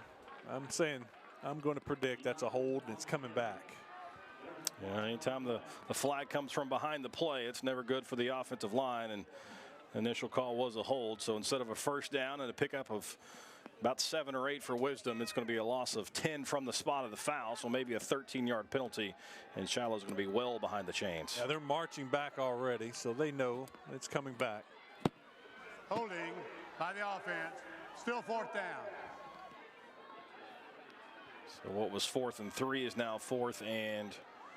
Well, they need to get it to the 22, and the ball's on the 37, 38. Yeah, 16. Another big shift. Wisdom rolls to his right. He's looking, throw it back across the field to Henley, and Henley makes the catch. What a catch. What a first down reception. Yeah, you make that throw because it's 4th down. You know you've got to get a big play, but what a catch from the big man, Henley. This goes up over the defender, hauls it in, stays on his feet, and picks up some extra yardage. He goes up high. He high points that right there. Great coverage. That was a gain of 29 on 4th down. So great coverage, just a better play by the offense, and sometimes you've got to tip your cap to the other guy, and that time Henley makes a big play on the offense. We've usually call his name on defense, but this time the big reception keeps the drive alive for Shiloh. You think about it, we've called Hutchinson's name on offense, but he makes that big play on defense. Well, we've been calling Henley on defense, and he makes this huge play on offense. That's why you love small school football. These guys are doing it on both sides.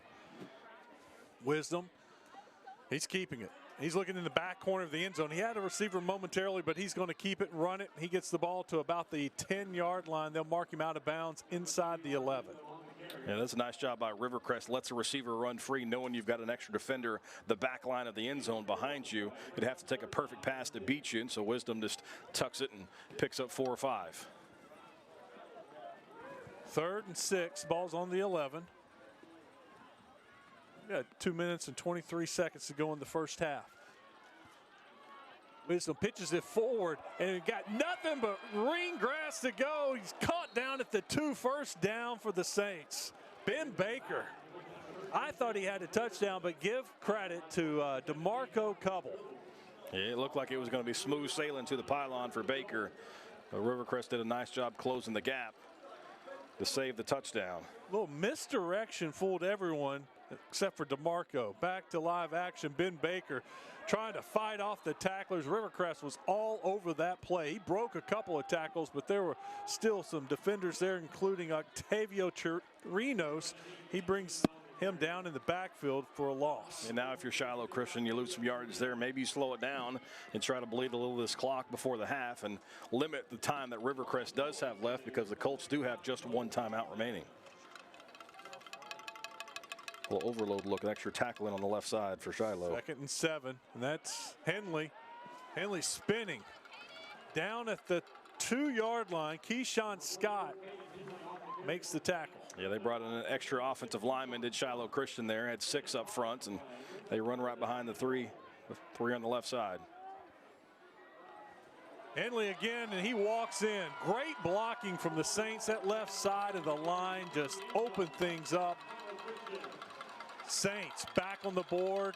They're a perfect 5 for 5, aren't they? Yeah, they are. And what a great job by 32 pulling around and getting the seal block.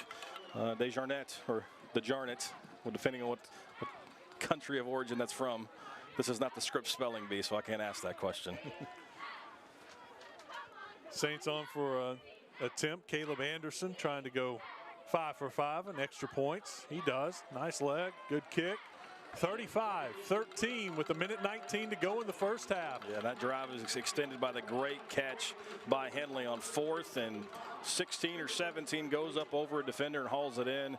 That play deserves a star bite if you've got the play-by-play at home. Look at what Henley's done. 4 carries, 29 yards, that touchdown.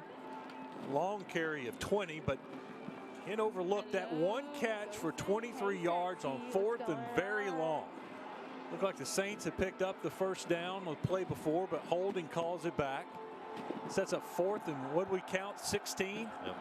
Henley makes a great grab on 4th down for the first down, and he finishes off that drive with a touchdown run. And he's getting it done on offense and on defense. I don't know how many tackles he already has, but I got to guess it's pretty impressive first half for Shiloh. 303 yards now of offense for Shiloh. 178 on the ground, 125 through the air. Normally, if you're Rivercrest, you've got 13 points, 214 yards in the first half. You're feeling pretty good about yourself.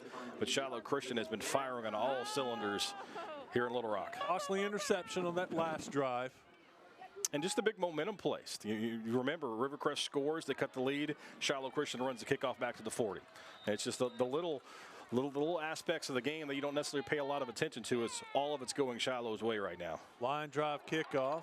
Finally picked up. No, he just has to fall on it. The 22-yard line. Probably pretty smart. You can't make another mistake. And that time, after kind of bobbling the kick, Brownlee just falls on it. So Rivercrest will start 1st and 10 at the 22-yard line. And here, if you're Rivercrest, and I know this is what the coaches are telling them, we just got to go down and score. We're going to be fine. Go down and score. Make it 35-20. As you said, they get the ball to start the second half, score again, get a 2-for-1. And all of a sudden, it's 35-27. You're right back in this game. But first things first, you got to get some points here on this drive in the last minute 15. Yeah, and more importantly, you can't turn the football over. This is the kind of you try to push the football down the field. Maybe you make a mistake. You can't do that here if you're Rivercrest. Turner, line drive pass. He gets it out to his receiver. It's caught. And then pick up about 6 on the play. Jacob Solomon there for the tackle. And if you're Shiloh Christian, you'll give that up every time. 6-7 yards on a little curl route, but the clock keeps moving. Jalen West on the catch for Rivercrest. 2nd and 3. Turner, Scott met in the backfield. No, he faked it to him, and that was Turner throwing it. That was a big collision in the backfield. Scott was glad he didn't get it and get tackled for a loss, but he wasn't happy. He took a lick in the backfield for no reason. That's I guarantee Shiloh Christian has said anytime number 6 is going to attempt to get the football in his hands, you hit him, and Braden Tutt delivered the big blow on the Rivercrest running back there. Okay, so 3rd and 3, 46 seconds to go. Turner all alone in the backfield. He's got 3 receivers to the left. That's where he's looking. Now he's going to keep it. Scrambling, he's hit from behind. Brought down, sacked. That's Noah DeJarnett with the sack. Big play for Shiloh Christian on 3rd down. That's his 7th sack of the season. And the Saints burned their last time out, forcing maybe a punt situation. And we saw how it happened the first time Rivercrest tried to punt, just a 6-yard effort, but also a couple free runners for the block unit. We've seen how many times this year that Shiloh Christian's forced a big play with their special teams, and they're going to make Rivercrest execute at least one more punt attempt in this first half. If I'm Rivercrest, I'm thinking about not punting. Yeah, I mean, think about go for it. Absolutely. You punted it once, and how far was that punt? 6 yards? Well, you know, we've already seen the pressure that they brought the last time. Exactly. So I'm not confident that I can get the punt off, or even if I'm able to punt it very far. And it's 4th and 7. You're down 22 points. Do you roll the dice here? And I think I might do it. Yeah, I mean, either way you're looking at, okay, so if everything works out perfectly for your punt, you pick up 30 yards. If you don't, they get the ball to 25. So, I mean, the question is, and it does look like the punting unit is on the field. I don't know. I'm with you, Wes. You maybe go for it. Maybe run a fake here, try to catch the defense napping. But either way, Shiloh Christian's going to get the football back with about 30 seconds left, assuming they don't run a fake and pick up a first down with pretty good field position. Well, you know Shiloh's going to bring some pressure. They've got 10 guys coming. Oh, they fake it. And it's a good fake. They're going to pick up. I said he was going to pick up the first down. It's going to be really close. Closing speed on Shiloh Christian. The late flag comes in. The flag came from well behind the field. The official right there at the point of contact did not throw a flag, but the white hat came flying in from the back and threw a flag. So we're going to have to wait and see if they're going to call him for a late hit here. I'm not exactly sure. I mean, we'll have to get a look at it, but that flag came in late and from well away from the play. They're going to measure it. We can take a look at it. I thought he had room to run. I thought he had a first down and more, and I couldn't tell who it was for Shiloh Christian, but the closing speed was absolutely incredible. It is going to be a first down. Yeah, first down for Rivercrest, and now we're going to have to, you can see the flag at the top left of your screen there. We're going to have to wait and see what the call is. That almost looks like the old NFL where you got to get out the note card to see how close it is. You see here, it looks like he has the first down and the closing speed. Oh, how about him stretching out the ball there? What a smart play. Get out of bounds on the defense. First down. Gavin Goddard, that was the Shiloh defender who came in and just did a great job of hitting him. Now, so they do call a late hit, so Rivercrest now gets the football close to midfield. This is going to be a better look at it. Let me take a look at it again. Well, I don't know about that one. I don't either. Especially from where the penalty flag came from. You're running full speed. Both guys running full speed, trying to beat him to the marker. All right, live action, first down. It's off the hands of the receiver. 28 seconds to go. But I love the play call, though. Love the fake punt. We talked about all the pressure and how hard Shiloh Christian goes after a punt. Use your speed, get to the outside, get a first down. And so that way, at least on paper, worst case scenario, you go into the half down 22. Ball is on the 47-yard line. Yeah, 53 yards to go. Turner. He's going across the middle, has a receiver there. It's caught at the 30, down to the 25. Big lick. They're going to throw a flag on that. That's Goddard again. I think they're going to call either targeting on that one. It looked like, at least initially from our angle, led with the shoulder, but of course they've got a better angle of it on the field, and we'll get a chance to look at the replay. Ball is marked down at the 26-yard line. That was a big play, a gain of 27. Illegal helmet contact on the defense. First down.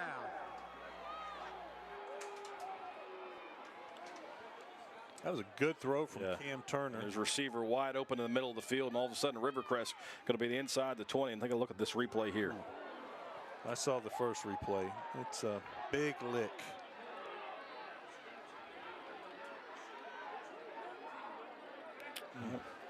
So helmet to helmet. Yep, so they got it right. There. Yeah, they got it right. Big lick, and they start the clock. Clock is ticking. Rivercrest has got to go. 15 seconds. Turner looking to his left.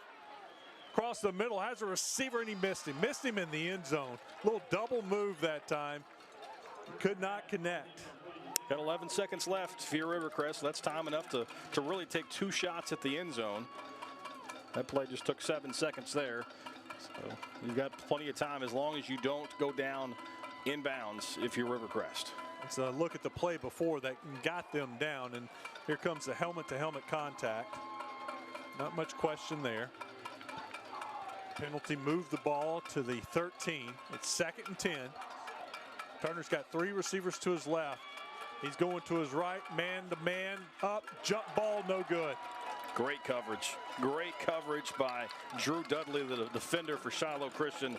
As soon as the receiver goes up for the football, he gets his head around, throws a hand in there, and knocks it away. And I like it. That's a quick play. That took 4 seconds. So actually, you could really get 2 more chances, and you nailed it. What a great play. Got his hand up, knocked it away. 3rd down. Now you got to watch Scott coming out of the backfield if you're Shiloh Christian. I mean, he's the Colts leading receiver. He's going to flank Turner to his right. Scott's their guy. He's helping to block. They're going to throw it down to the 1-yard line.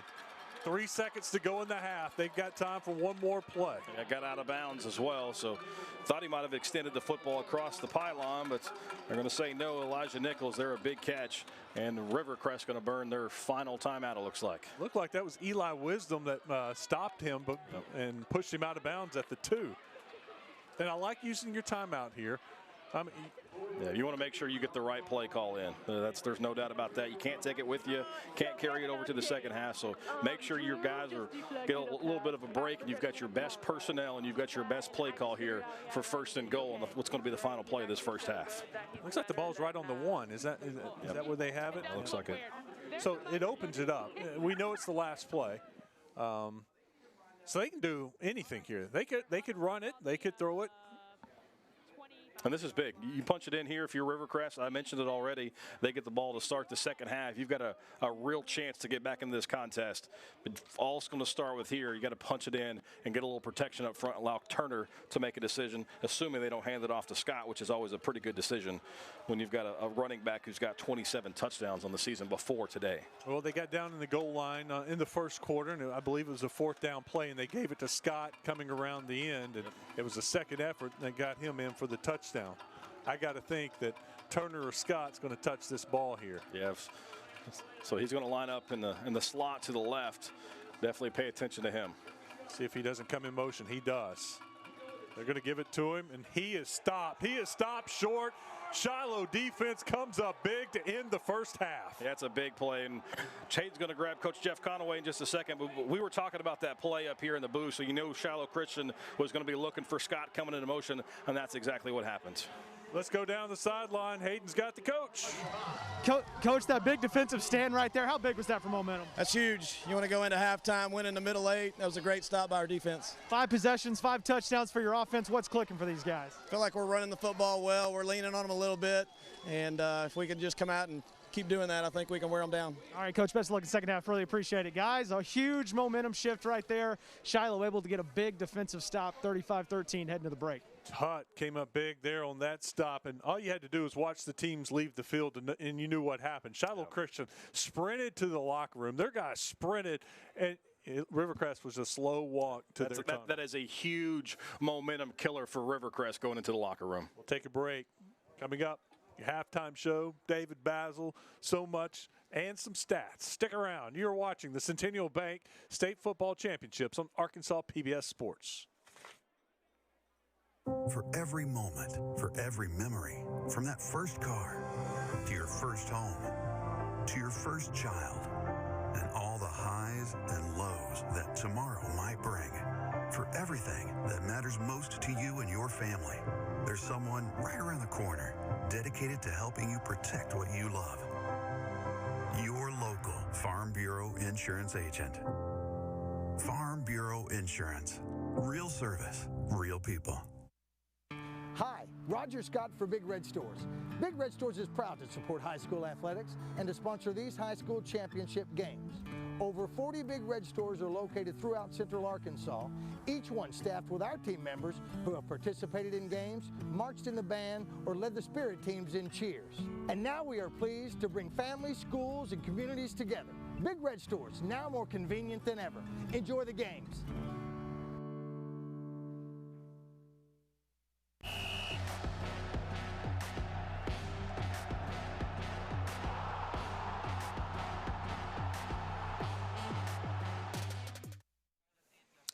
Here it is, the big play. 4th down, 3 seconds to go.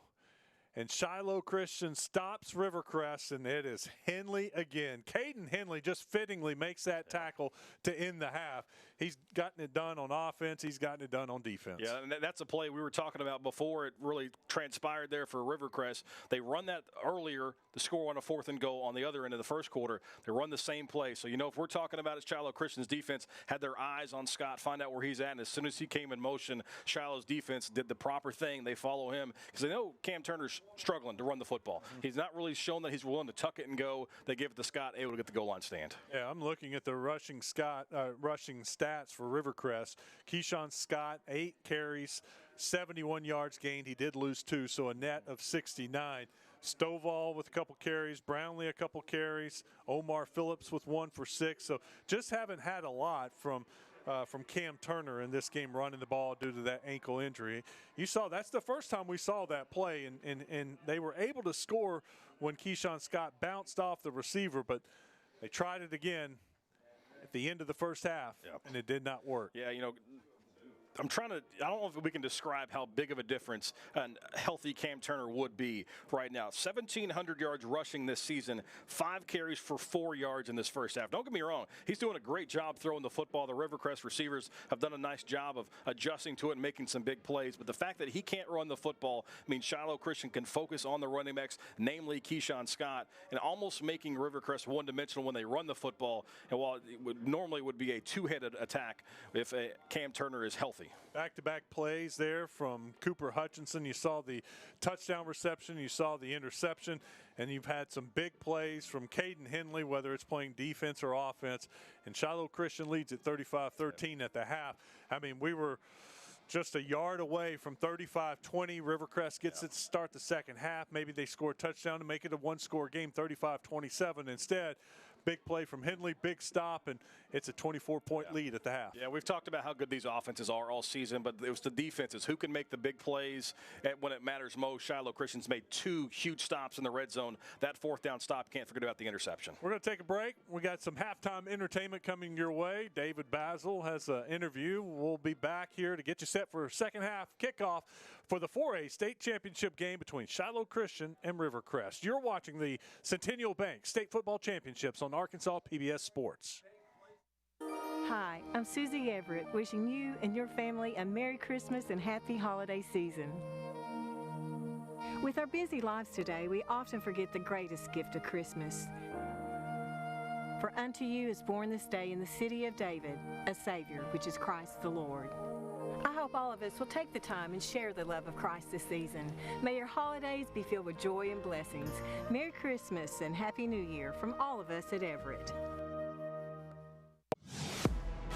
Welcome to the Arkansas PBS Halftime Show on this 3rd and final championship Saturday. I'm your host, David Basil, here at the Arkansas Sports Hall of Fame. Glad to have you here. Anyone who knows high school sports knows that the love of the game doesn't stop at the sidelines. From dedicated parents to passionate pep squads to the mighty marching bands. The love of the game comes in all shapes and sizes, and that includes the team mascots. Whether your team is ahead by 2 touchdowns or staring down a 4th and long, there's one person you can always count on to get the crowd going. It's kind of just as simple as like a superhero putting their superhero suit on. You become a totally different person. I felt like, okay, I can do anything right now because they don't really know who I am. Just like when the superhero puts their mask on, they can save the world. Just like when you put your mascot head on, you think that you can absolutely drive the team to win.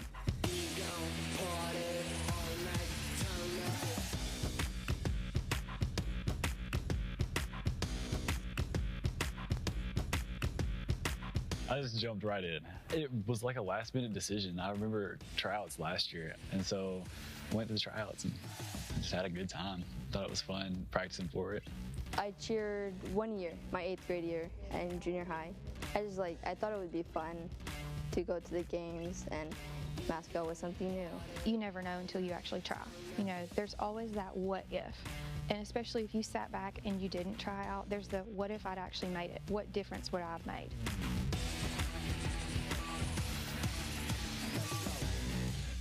And I just love that we have a physical, tangible person that can get out there and interact with the community. I like interacting with people, like the band students, before they go perform for halftime. It's really fun to play around with them because give them hugs. It's fun. You need that connection between your cheerleaders and the crowd. And that mascot kind of has that in between for you and can go up and actually involve people. And that's just a good tool for our community, and it brings us all together. Important to have that thing that will hype the crowd up, that will get them excited to be there and not just watch a game, but they'll want to participate and cheer with the cheerleaders and do more than just sit there. So it's just that one person that can really pump up the crowd a little bit different than our cheer squad can.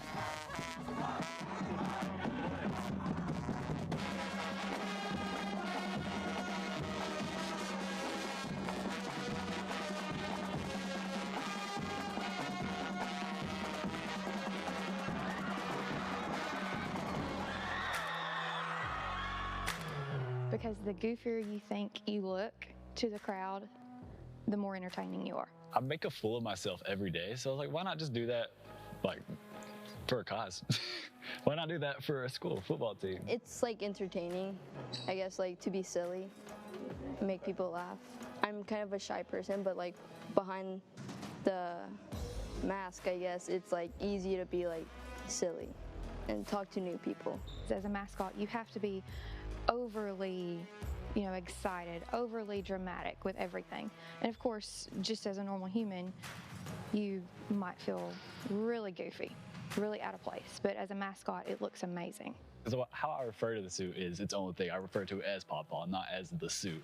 And so it's I'm putting on being a whole different person when I'm in it.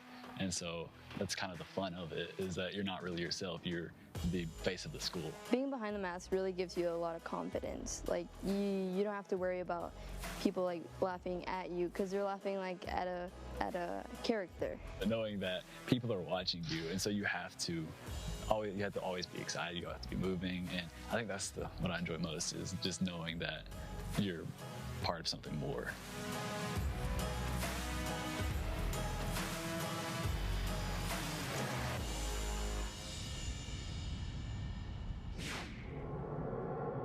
One of Arkansas's most powerful mascots comes from one of its smallest communities. The DeWitt Dragons may be one of the smaller schools in East Arkansas, but that doesn't make them any less fierce. RJ Hawk caught up with Dax Courtney of the Dragons to get his thoughts on the 2020 season. Well, thanks, David. We are here with I would say probably one of the most highly anticipated recruits in the state of Arkansas. His name's Dax Courtney, who has verbally committed to the Arkansas Razorbacks. But Dax, before we get to that, I just want to talk about you as a high school athlete. I mean, small town Arkansas, you play for your dad. What has it been like down for you with all the attention now in South Arkansas, you about to become an Arkansas Razorback? Man, really much hadn't changed. I just try to stay level-headed and play and just enjoy my time as a high school kid, because you only get something like that once, Has things changed when it comes game time? Have opponents changed now that they know that you're committed to the Hogs? Do they take you on a little bit differently? Do they approach the game a little bit differently? Man, I'm going to get everybody's best. Everybody is going to put their best player on me. Most of the time, man, I would say that about every play of this season, they've had at least 2 people on me. And they talk a lot more. Man, they love to talk to me now. I bet they do, yeah. You always talk about state champions with a big target on your back, but anytime you get that hog on your chest, they're going to definitely put a target on your back. Let me ask you this. It's been a weird time that we've lived in with COVID going on. How has that been for you to not only prepare for a high school life, but just prepare for life in general with a pandemic going on? Man, I just try to ignore it more than anything. I stayed on my workouts and just tried to get ready for the season. And then once the season came, we never knew if we were going to be able to play the next week. But so far, we've been able to play mostly the whole time. So, I mean, we got to be thankful for that. For those that don't know, you do play for your dad, as I talked about. That's a really special thing. Not a lot of young men get to play with their dad as the head coach. What is that relationship like on the field? Are there times that you're like, Dad, I don't like that play, I want to do something else? I mean, or is it really a coach-player relationship? Man, he's my best friend. I wouldn't change it for the world, but we butt heads. We butt heads when we're out there sometimes because we're both just major competitors and both wanting to win, and most of the time have different looks on the things. Like, obviously, with me being who I am, I'm gonna call for the ball more than I probably should. But when he's actually standing on the sideline, knowing what all's happening, but no, it's great. I wouldn't change it. Do you guys ever, after a game, go back home and you look at your dad and say, "Hey, we probably should have done this"? Man, watching film, he's gonna give it to me, and sometimes I'll give it to him. But at the end of the day, once the game's over, everything just goes back to normal. So what do you life after high school? I know you've still got some time, but when you get to college, what do you want to do as a career? Or I know you're going to play football, so that's a career in itself. But what do you want to do when you get to college? I'm going to major in kinesiology, and yes, sir. And if I don't, I'm going to give the league my best shot, obviously, because that's been a lifelong dream. But if that isn't in the cards, or even if it is, after my playing career, I wanna come back to a small town and coach. I like it. Well, Dax, man, it's been a pleasure talking with you. Hey, best of luck. We're going to be keeping up with you as your career moves forward, especially when you go to the Arkansas Razorbacks. But hey, thanks for the time, and we look forward to it. Yes, sir, for sure. I appreciate y'all. David, that's Dax Courtney. He's one of the top recruits in the state. Back to you at the Arkansas Sports Hall of Fame. What a great interview. Thanks for the hard work, Dax. For communities like DeWitt and countless others across the state, football is a way of life and an opportunity to teach life lessons. Last season, Arkansas PBS Sports profiled a community youth program where the lessons of football and life start early. Let's revisit 6th and Goal. What would they be on this Sunday afternoon if they were not here with their coach getting them mentally ready?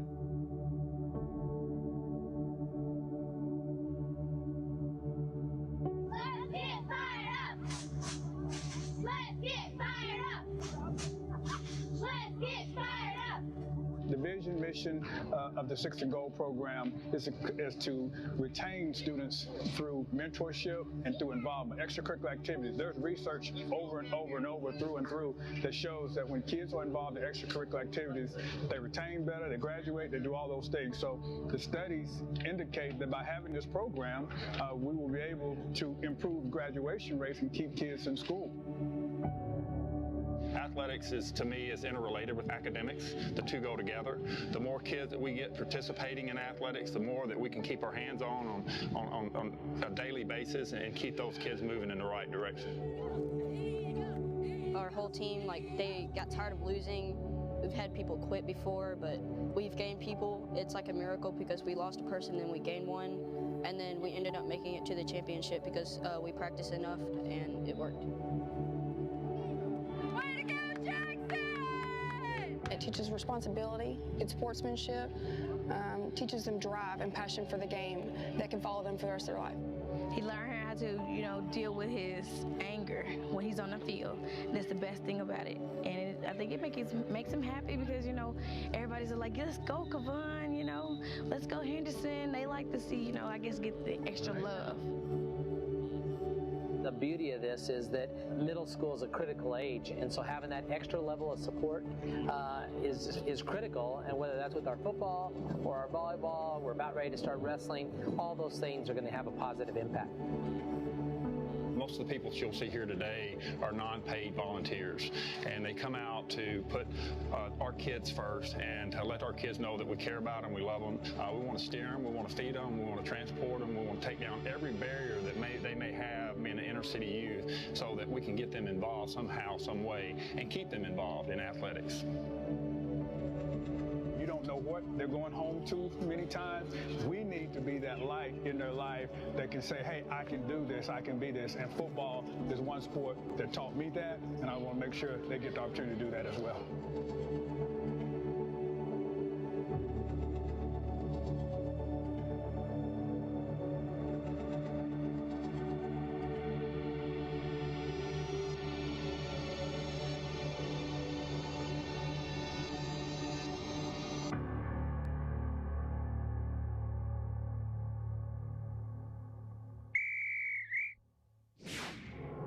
What an inspiring program. From youth programs like 6th and Goal to the mascots charging down the sidelines, here in Arkansas, football is so much more than a game.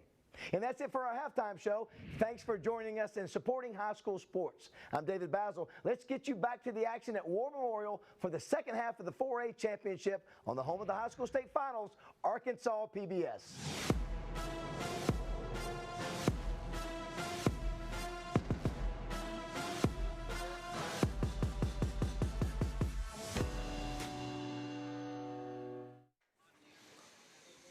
You're looking at War Memorial Stadium for a championship game. It is halftime, and Shiloh Christian leads Rivercrest 35-13.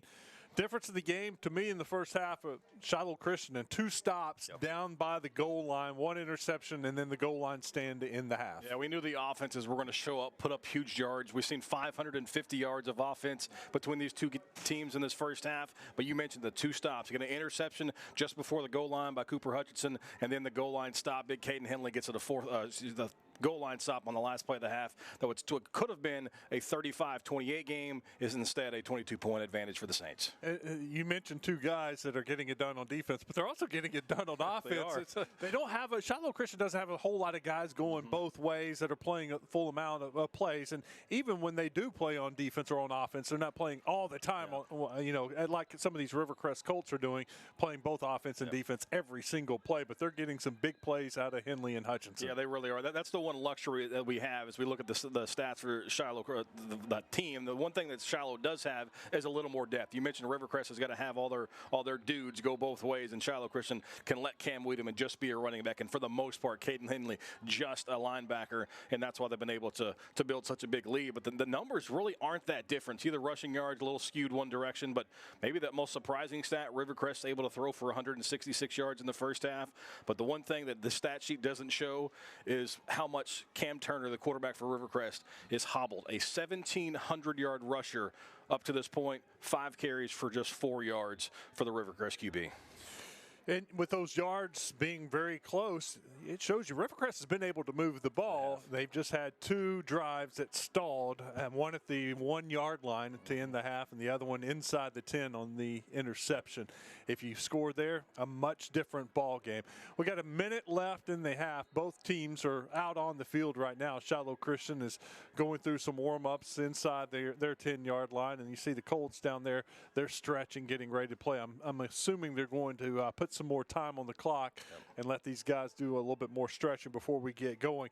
Some numbers that I was looking at that really was impressive, I thought. Eli Wisdom, 10 of 12. Just 2 incomplete passes, 2 touchdowns, so he's got as many touchdowns as incomplete passes. And then one of them, I want to say, he threw away. He did. And early on, you could tell that, okay, we're not going to let our sophomore quarterback make any big mistakes. But these all haven't been passes right at the line of scrimmage. You're talking 2 throws deep down the field. You get the running game going. We heard Coach Jeff Conaway say right before the half he liked the success they were having on the ground. Keep that going, and they're going to win themselves a championship. But that's opened up the passing game, making the throwing lanes a lot easier, a lot bigger for the sophomore quarterback, Eli Wisdom, and he hasn't disappointed him. I mean, 4A football wants to be ticked off about something. It's the fact they got to play him for 2 more years. Cam Wiedemann has 76 yards rushing in the first half. Ben Baker, 42 yards. Eli Wisdom, and you take a look at him, he actually had 31 yards rushing. I expect to see even more of him in the second half running the ball. Yeah, Shiloh Christian's going to try to shorten the game. It's going to be really important this first drive for Rivercrest. They get the football to start the second half. Can they go down and score, extend this contest? But if they go 3 and out, if they turn the football over and allow Shiloh Christian to add to this lead, this one could get rolling downhill in a hurry, going the wrong direction from Rivercrest. Leading receiver for Shiloh Christian is Drew Dudley. He had 3 catches, 33 yards. Ben Baker had a couple of catches, 10 yards. Same with Cam Wiedemann, 2 catches, 10 yards. Cooper Hutchinson, that 1 catch, 39-yard touchdown. For Rivercrest, Elijah Nichols, 4 catches, 78 yards.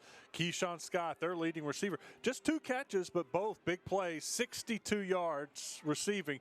One went for 40, the other one went for 22 yards. He had a touchdown catch in the first half. Clay Burks, 1 catch, 19 yards. And Jalen West, 1 catch, 7 yards. Cam Turner, we told you about his numbers running the ball, not effective, but passing 8 of 18. He did have the 1 costly interception, 166 yards passing and 1 touchdown. You know, I had a chance to talk to a couple different recruiting experts this week about Cam Turner and his prospects at the next level. They say he may get a PWO from a Power 5, but the numbers are really staggering. You're talking about 2,800 yards passing before today, so he's passed 3,000 yards passing, 1,700 yards receiving. I think there's going to be a college, whether it's in-state or out-of-state, that's going to find a diamond in the rough in Cam Turner. Maybe he's not a quarterback at the next level. Maybe he's recruited as an athlete, but I think he's a guy, if you get him on a roster at the college level, has a chance to be successful. I hate that we're not able to see him at 100%. I would love to see him running around, making plays, and just to create a different threat out of the backfield for he and Scott back there at the same time. Yep. And you know, there have been a couple of opportunities I thought that maybe he would take off running it from the pocket, and he hasn't. Yeah, he's definitely shown that the ankle is more of a factor than it's showing. You know, right now he's played well in the first half. Now, how does he handle the big long break? How does he handle halftime, 25 minutes of not being on that ankle to get things going in the second half? We're going to get a first look at it as Rivercrest is going to receive the opening kickoff here in the third quarter. But you know, how did he handle that break? Did it stiffen up? And those are the questions that we're going to have to answer along with Rivercrest and see how the second half unfolds. Well, both teams are on the field and they're ready to go, but the officials are still huddled up at the 50-yard line. They put a couple extra minutes for the teams to stretch, but they didn't need that time, so they're ready to play. Shiloh Christian's got the ball now, ready to start to get things ready. Yeah, the high school teams aren't exactly used to having the media timeouts, have halftime extended by an extra couple minutes. We appreciate it because everybody's at home watching our state championship broadcast here. And big shout, we don't get to give these guys enough credit. Big shout out to the crew. They're weathering the elements today outside while we get to be in this nice cozy press box. And a shout out to the fans who did come to War Memorial Stadium.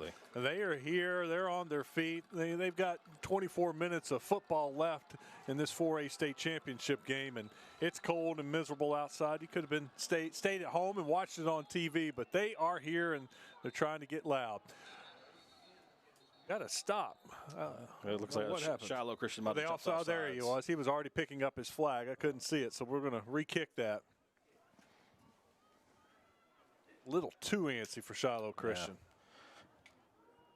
I've said it a few times in my life, and I wish that offsides on defenses, unless they're unabated to a quarterback, would be a post-play penalty instead of blowing it dead. Dead ball, encroachment by the kicking team.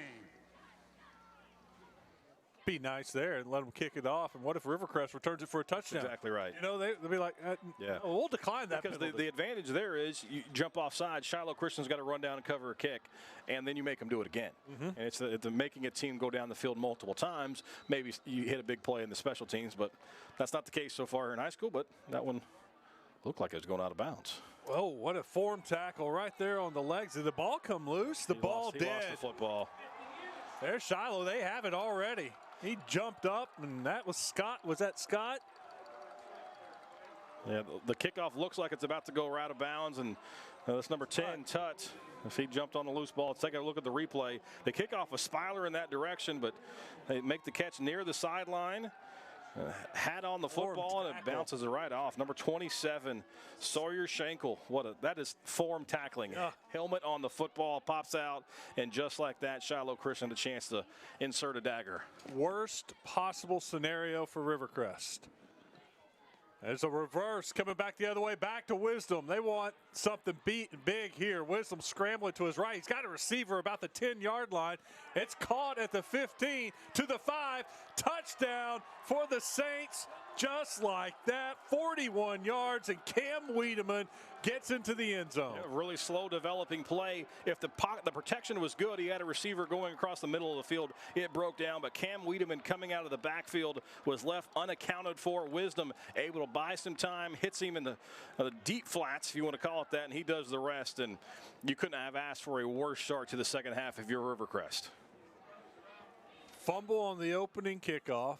First play for the Saints, and all of a sudden, about 15 minutes ago, they had the ball on their own 1-yard line trying to score before the half. They get stopped, fumble the kickoff, and give up a touchdown. It's 42-13. Yeah. Things have just spiraled out of control. We'll take a break. You're watching the Centennial Bank State Football Championships on Arkansas PBS Sports.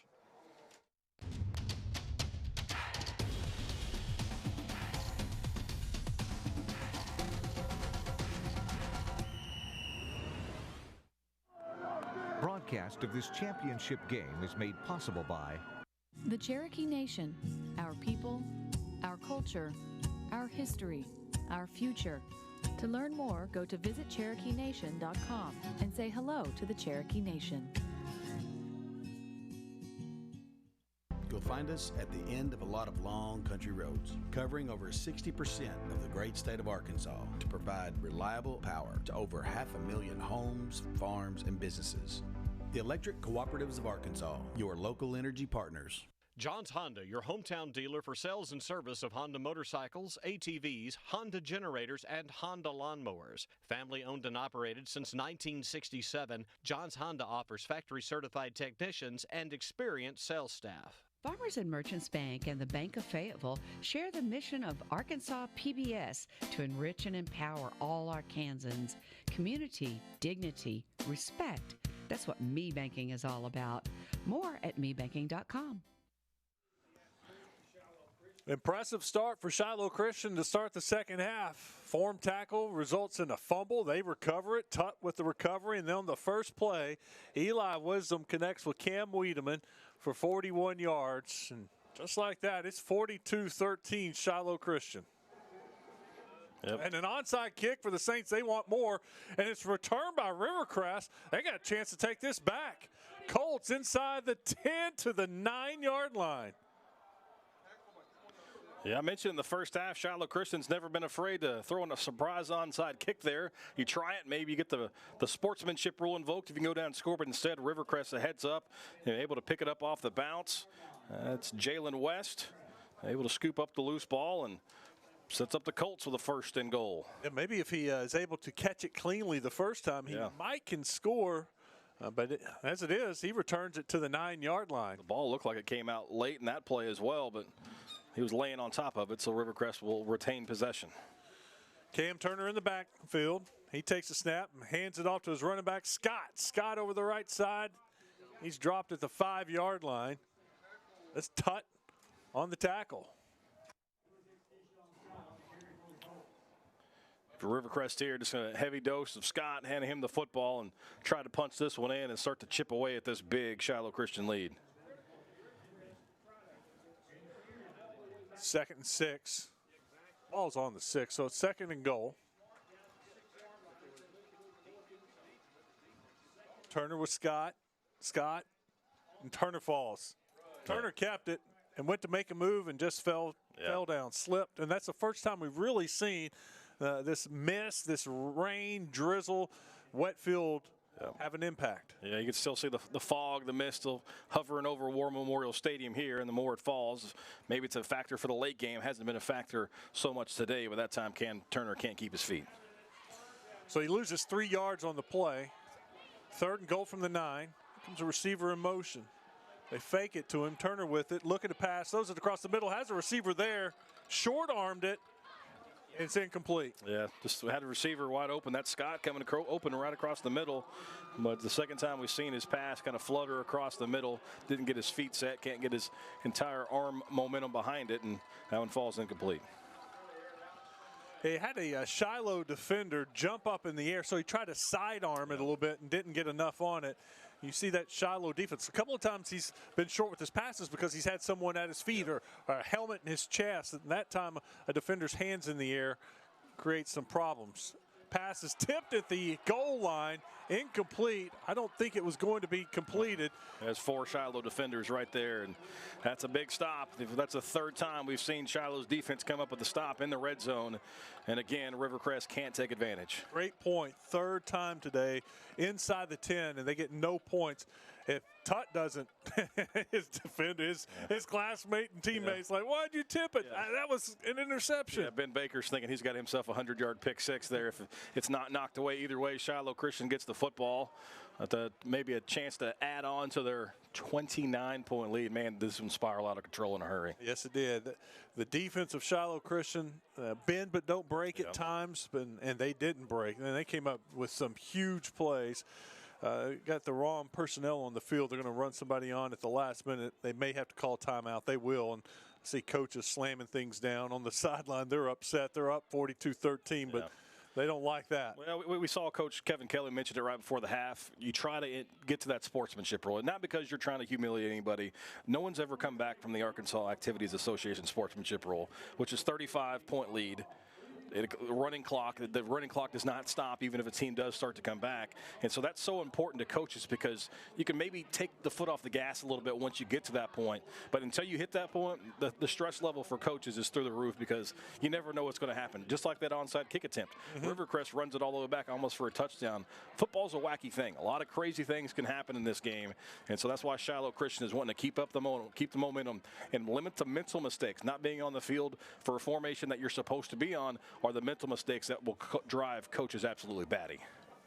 Timeout, and now his team's back out on the field. They've got the right personnel. They figured out what they want to do, and they'll have the ball at their own 9-yard line. 91 yards to go.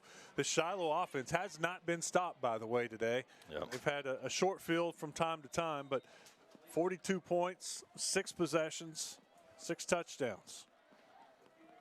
Handoff. Good job. Good penetration from Rivercrest that time. Phillips, we've called his name several times on defense. And nice job by number 7 and White to get it back in the backfield and disrupt things. A little slow developing play. Counter out of the shotgun. Just not able to get the blocking out in front, and Phillips drops him right at the line of scrimmage.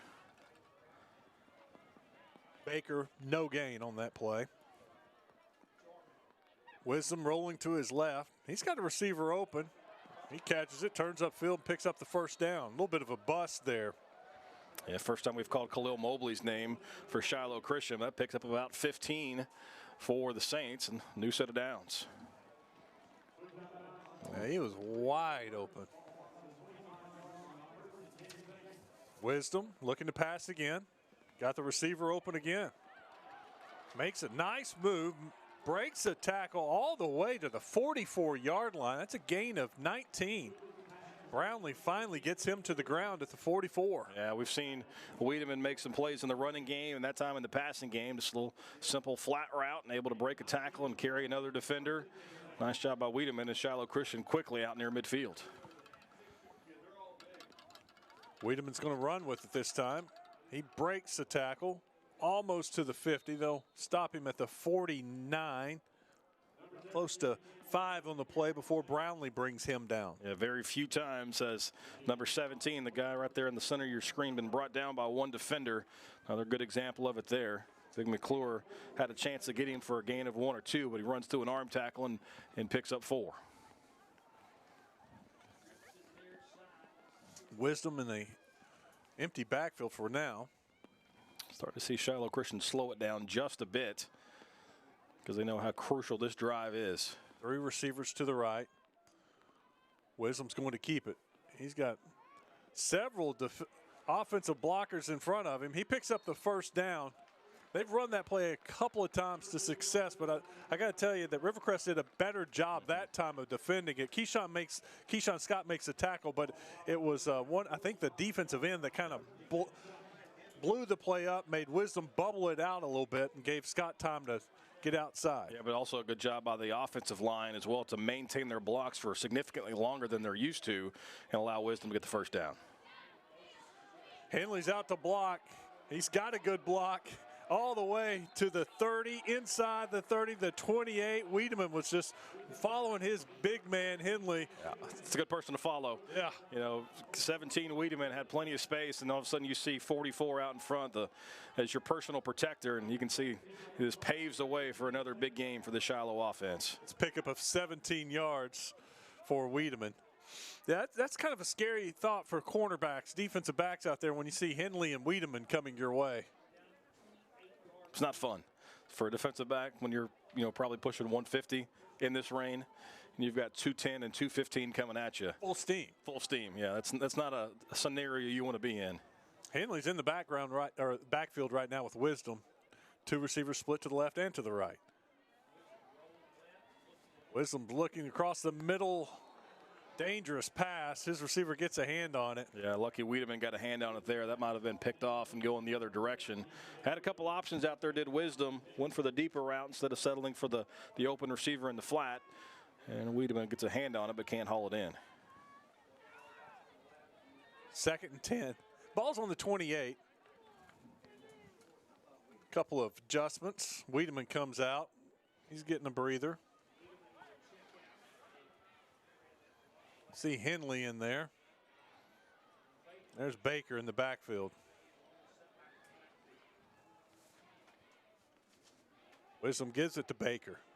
Baker fakes the cut and goes outside. He's across the 20, still on his feet, to the 15, thrown to the ground at the 11. Nice run from Baker.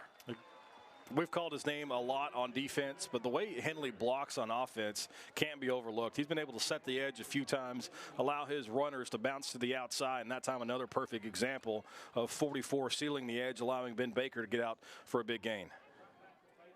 Baker inside the 6 to the 7. We'll call it the 7. Pick up a 3 on the play. Baker is getting up there next to Wiedemann and leading the team in yards today. A couple big plays from Baker. 7 carries, 60 yards. Yeah, Wiedemann, though, at 81. 92 receiving. They're finding different ways to get the football to 17, and he's taking advantage of it.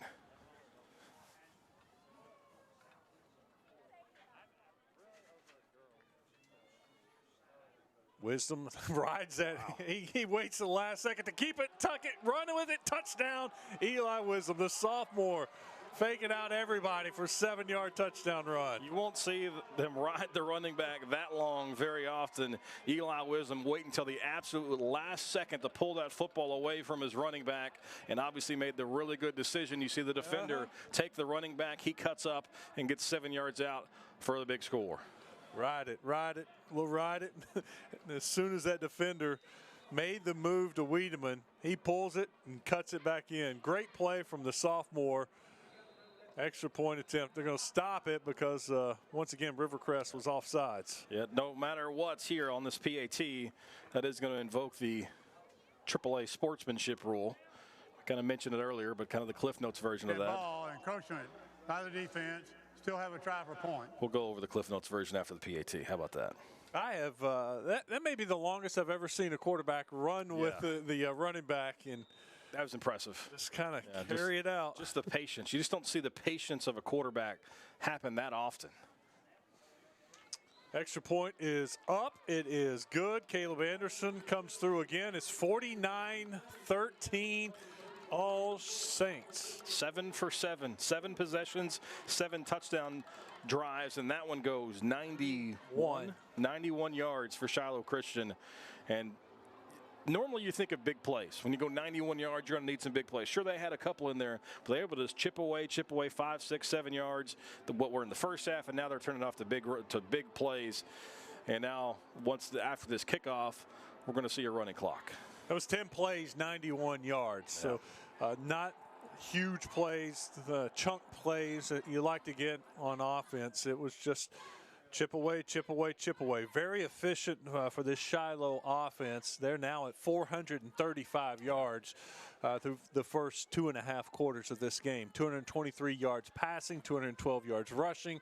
So almost a 50-50 split in yards there for Shiloh Christian. Yeah, you saw the quick graphic pop up on the screen there. What's going to happen now with the Arkansas Activities Association sportsmanship rule is the clock's not going to stop unless it's a change of possession, a timeout, or a score.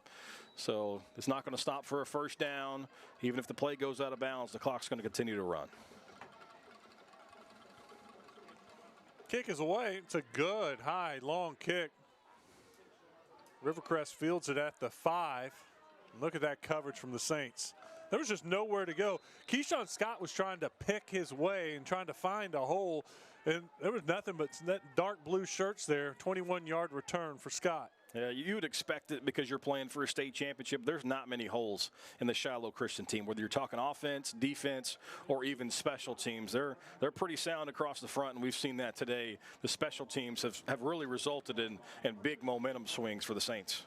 Well, I said this earlier, and we were bragging on the Saints defense, but and as outstanding as it's been today against Rivercrest, a fine offensive team, this is the most points the Saints have given up in the playoffs so far this year. As we watch Keyshawn Scott, this is the way they started the game out, with him at quarterback taking the direct snap, and he busted off a big play on the first play of the game, and he does it again.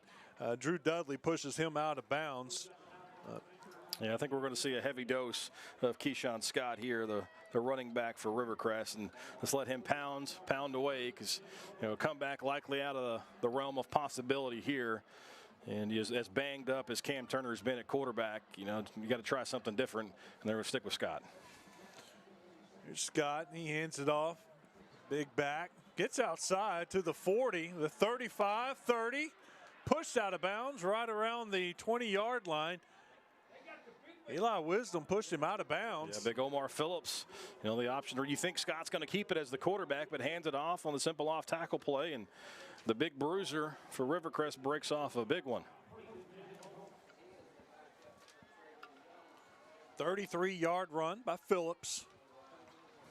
First and 10 from the 20. Scott keeps it, puts his head down. Look at the speed. 5, touchdown, just like that.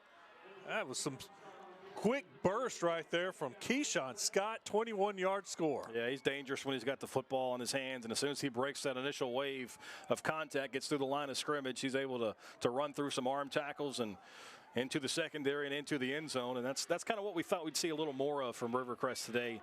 They tried to go with Cam Turner for as long as they could, the quarterback who brought them here, but in this last quarter and a half, we're going to see a lot of Keyshawn Scott. Cuts it to 49-19. They're going to go ahead and kick the extra point now. A little bit of confusion on what they were going to do, if they were going to go for 2 or if they're going to just kick the extra point, and they've decided to kick the extra point. And one thing, too, taking us back to the Wayback Machine, you see their kickers got 2 different shoes there. Gunnar McClure's got to come in and put the kicking strap on, the flat-toed shoe, and bangs that one through the straight-on kicker. It was up and it's good. Now, I was watching the game last week online, and there were a couple times he didn't get out there quick enough. Yeah. And the officials weren't as generous last week as they were this year with starting that play this week as they were with starting the play clock. You notice it seemed like they gave him a little extra time to get out there. Last week, he would score and they would start that play clock, and they didn't get out there quick enough. And so they were just taking the delay of game, knowing that's all we can do. Yeah. But he was making them, and so it didn't really matter. Yeah, from more times than not, I know he missed the one earlier, but 2 of them he's shown he's got plenty of leg. And now we're going to see if Rivercrest is going to try to onside kick this and try to get an extra possession. Brandon Brownlee is up, teeing it up. You see him waving over and try to change some things up. Yeah, I believe you can only have 6 on one side of the football, safety rule. And so you got to make sure you got a legal formation on the kickoff. Brownlee's their punter, but he's also going to kick it off. Let's see what he does. Just doesn't get the bounce he was hoping for, and Shiloh Christian easily recovers that. Yep. So the clock's going to continue to run once they blow it ready for play here, and that's going to be the big difference with the sportsmanship rule. And Shiloh Christian's offense has scored every time they've got their hands on the football. Caleb Anderson with the sure hands there recovers the onside kick, and Saints will take over at their own 48.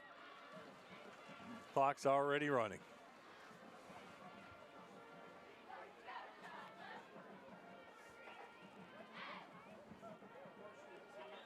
Never started the play clock on this one.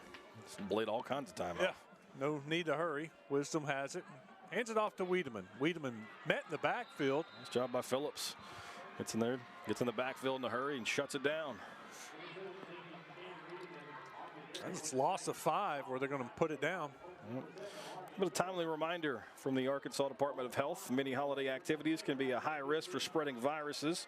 Please do your part this holiday season by wearing masks, socially distance, and avoid high-risk areas. For more information, go to healthy.arkansas.gov. Nice pitch and catch that time from the Saints.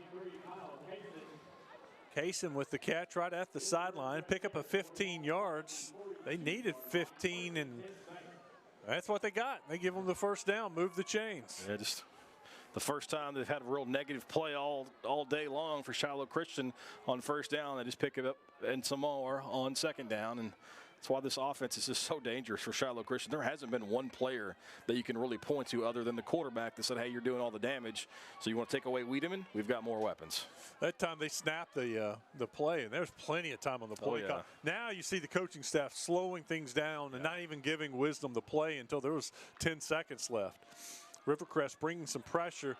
Wisdom running for his life, and he's going to be brought down. That time Rivercrest timed the snap count, came with the pressure, and Travion Jones gets the big sack. Yeah, you could tell Wisdom was looking to his left. It was a screen set up for Shiloh Christian, but his receiver's not open. Wisdom's got to learn to throw that one into the front row of the bleachers. Instead, holds it too long, and big 34 able to eventually get home Travion Jones. 17-yard loss on the play.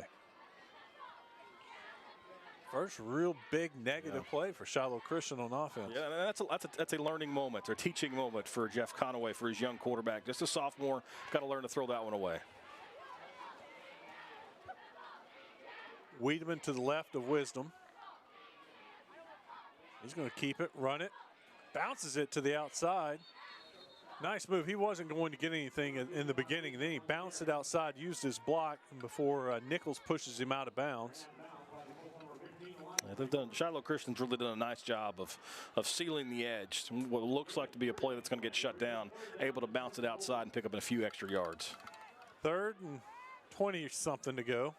Wisdom rolls right, and he's looking deep down the field, throws it up, batted away, almost caught. Could have maybe got his offensive wide receiver for a little pass interference. Yep. Kaysen was making sure he was going to be open. Yeah, Kyle Kaysen had got a big frame, 6'3", 170 pounds on the outside. You can see a little here, a little push off at the top of the route, but not able to secure that catch. And for the first time all night, we're going to see the punt team from Shiloh. It's the first time we've seen the punter, isn't it? We've seen Rivercrest punted a couple of times. Yeah. Once was a fake punt, and the other time was almost blocked. So Shiloh Christian out there punting for the first time. Good snap, and it's blocked. Yeah, Rivercrest came in and blocked it. How about that? Brownlee still on the feet. He's inside the 10. He recovered the onside kick earlier and ran it inside the 10, and this time he blocks it. He's a special teams player of the game for Rivercrest. Yeah, Brandon Brownlee is having a pretty big day and almost had the hat trick there. Blocks the punt, able to scoop it up and returns it all the way inside the 10. That's a big momentum shift for Rivercrest. Let's go down the field and check in with Hayden. Yeah, Wes, I got a chance to talk with Coach Fleming coming out after halftime, and he said this defense has just got to keep battling. Also wanted to talk about Cam Turner. He said, Cam, you want to talk about battling. He is hurt. He's hurt bad, but he kept trying to push the envelope a little bit. But again, we've seen what Scott can do at quarterback. So again, Scott's speed, and now Rivercrest trying to get a little momentum right before the fourth quarter. Well, Scott at quarterback again. He's spinning and not much there this time. Tried the middle of the field, and Shiloh Christian's Goddard was there for the tackle. Yeah, you almost know that they're going to be a little one-dimensional. They're not going to come out and throw the football a lot, so you can kind of start to stack the box against Scott. And this running attack for Rivercrest, if you're Shiloh's defense, you're that D lineman, just find where number 6 is and locate the football. Scott back there. He's got big number 7, and we've seen him offensively, defensively. They try the corner, not much there. Stovall takes the give around the edge. We've called his name a few times, but Shiloh Christian does a nice job stretching it out, forcing it to the outside and limiting that play. Stovall had a carry for 16 yards on that play, then one for -2 when they've kind of figured out what was going on. And that time he got 4. Scott's got a receiver coming.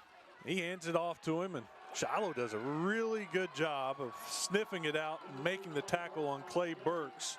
Caden Henley there for the tackle. Yeah, we've seen Shiloh Christian start to figure that play out. It's when they run a man in motion more times than not. At least today they've given it to him, and we'll see if Rivercrest decides to run one more play before this quarter. It makes sense to, as they're faced with a 4th down. It's 4th and 5. The play clock is at 15 seconds. So they do have to run one. Shiloh put their hands up in the air like, here we go, 4th quarter, let's go. But Rivercrest is going to run the play, it looks like. Scott fakes the handoff. He's under pressure. He's going to toss it into the end zone. Had a receiver, but he underthrew him. Incomplete. Rivercrest turns the ball over. Shiloh defense holds again inside the 10. 4th time today they've got a red zone stop and kept Rivercrest from putting points on the board. On the final play of the 3rd quarter, Shiloh Christian's defense comes up with another big stop. That'll do it for the 3rd quarter. You are watching the Centennial Bank State Football Championships on Arkansas PBS Sports.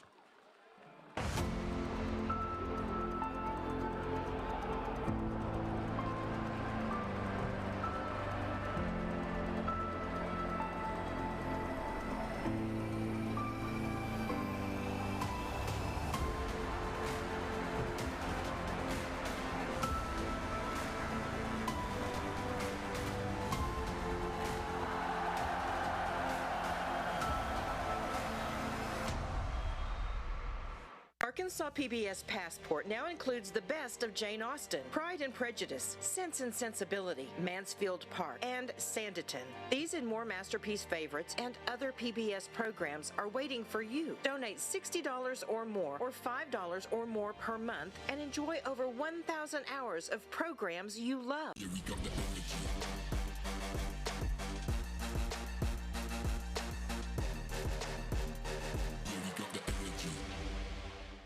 Financial planning can include annuities. There's estate planning and gift giving and other concepts like these, but why not just give us a vehicle? Simple.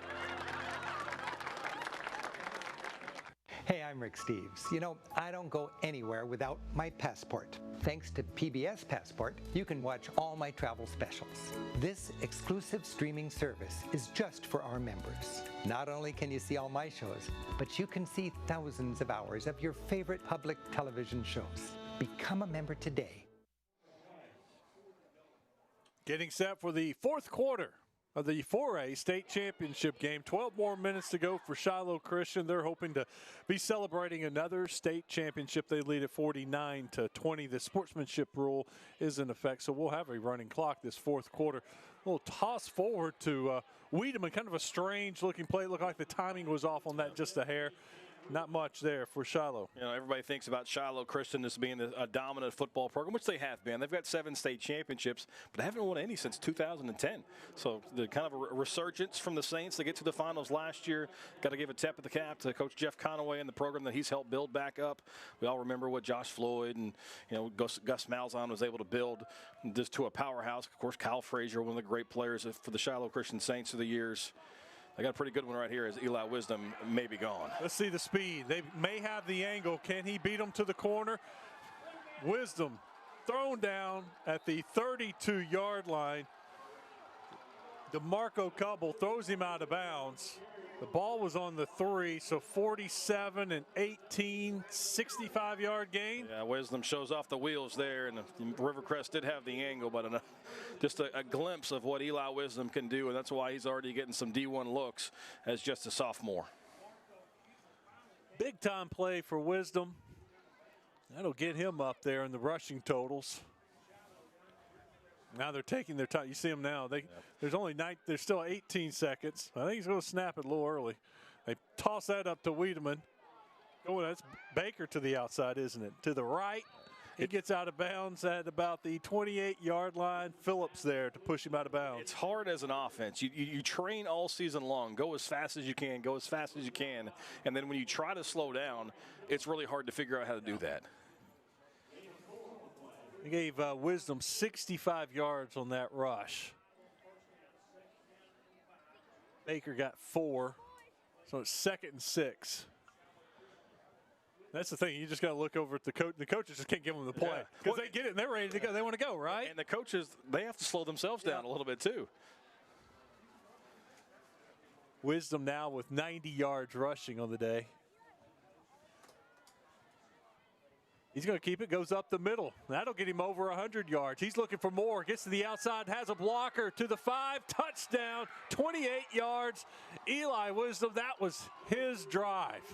Had a run of 60 yards, 65 yards, and then a rush of 28 yards there. He accounted for 93 of those yards. You see the talent there from Eli Wisdom. We've seen the decision-making, the arm strength, the pinpoint accuracy, but that drive all about Eli Wisdom's legs, and pretty impressive run there. Sets up a couple blocks and does the rest as he accounts for nearly every yard of that drive with his legs. And you see on that play, Keyshawn Scott, great player, but he's going both ways, and he missed the tackle there. And he looked like, he's worn out. Well, you know what? He is. Yeah. He's been going back and forth. He's leading the team on offense, trying to get it done, but he's got to play defense too. And that time he missed the tackle, and Eli Wisdom takes it in for the touchdown. And Wisdom now with 118 yards rushing. He's got 3 touchdowns on the ground. You are watching the Centennial Bank State Football Championships on Arkansas PBS Sports. For every moment, for every memory, from that first car to your first home, to your first child, and all the highs and lows that tomorrow might bring. For everything that matters most to you and your family, there's someone right around the corner dedicated to helping you protect what you love. Your local Farm Bureau Insurance agent. Farm Bureau Insurance. Real service, real people.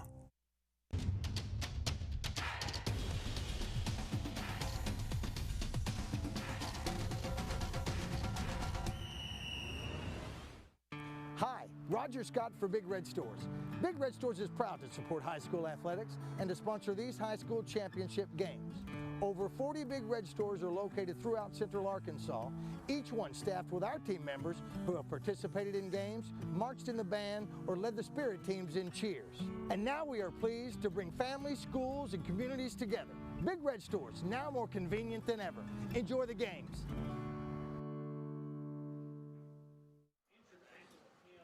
Fourth quarter of the 4A state championship game, and Shiloh Christian leads at 56-20 over Rivercrest. Impressive afternoon for this offense from the Saints. It really has been 526 yards of total offense in this game, and I kind of thought that they were going to have to come out and throw the football. They were going to have to match big play for big play with Rivercrest, but they've been able to do it on the ground. 287 yards on the ground for Shiloh, averaging more than 6.5 yards per tote.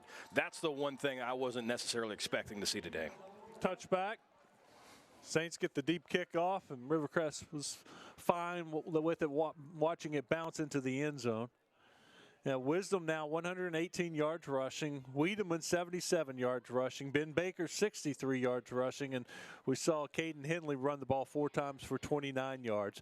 Receiving-wise, as you pointed out, Wiedemann leads the way. 6 catches, 90 yards. He has a score, so Wiedemann has 2 total touchdowns. Drew Dudley 3 catches. Ben Baker 3 catches. And then about 6 other guys with 1 catch. Rivercrest keeps it on the ground on first down. They pick up 4. Let's go down the sideline. Check in with Hayden.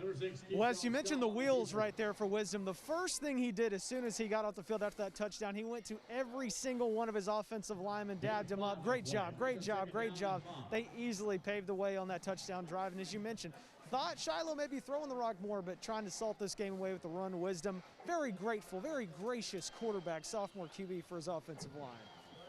He knows what the future is. He's got to keep those guys happy for 2 more years. You know. Caden Henley on the tackle once again for Shiloh Christian. He had 4 tackles at the half. I think they missed about 10. It seemed like he was in on every play. Just an outstanding player for Shiloh Christian on that defense. Here's your penalty flag.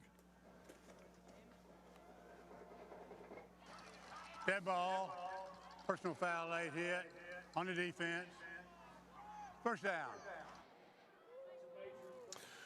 Second time the Saints defense has drawn a personal foul penalty. Yeah, we had the one outside on the sidelines. Yeah, late hit on the sideline, and you see kind of a late pile hop there. And they'll call that one about every time.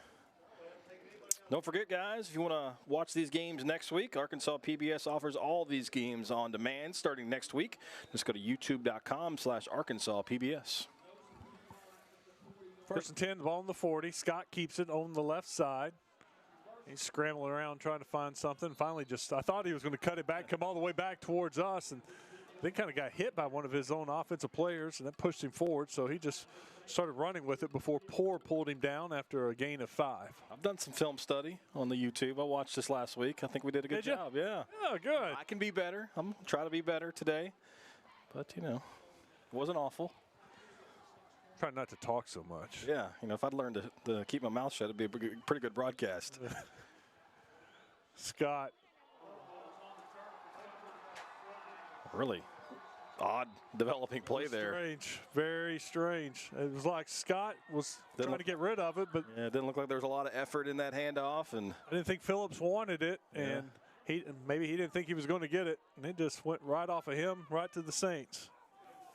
See it there, just not a clean handoff. Phillips didn't know to take it. Scott didn't know to give it. And then Poor just looked down the ball. There's something just hit my feet. Oh, it's the ball. Yeah. Well, let me take that. They're going to say Rivercrest jumped back on it, though. Well, I'm not sure how that happened. Well, Henley said, you know what? I'll take matters into my own hands. Yep. Looked like Poor was on the loose ball, but last second, the Rivercrest player jumped in and ripped it away from him, but Henley didn't care on that one. That was a big play on third down. Fourth down for the Colts. 4th and 7. They need to get it to midfield.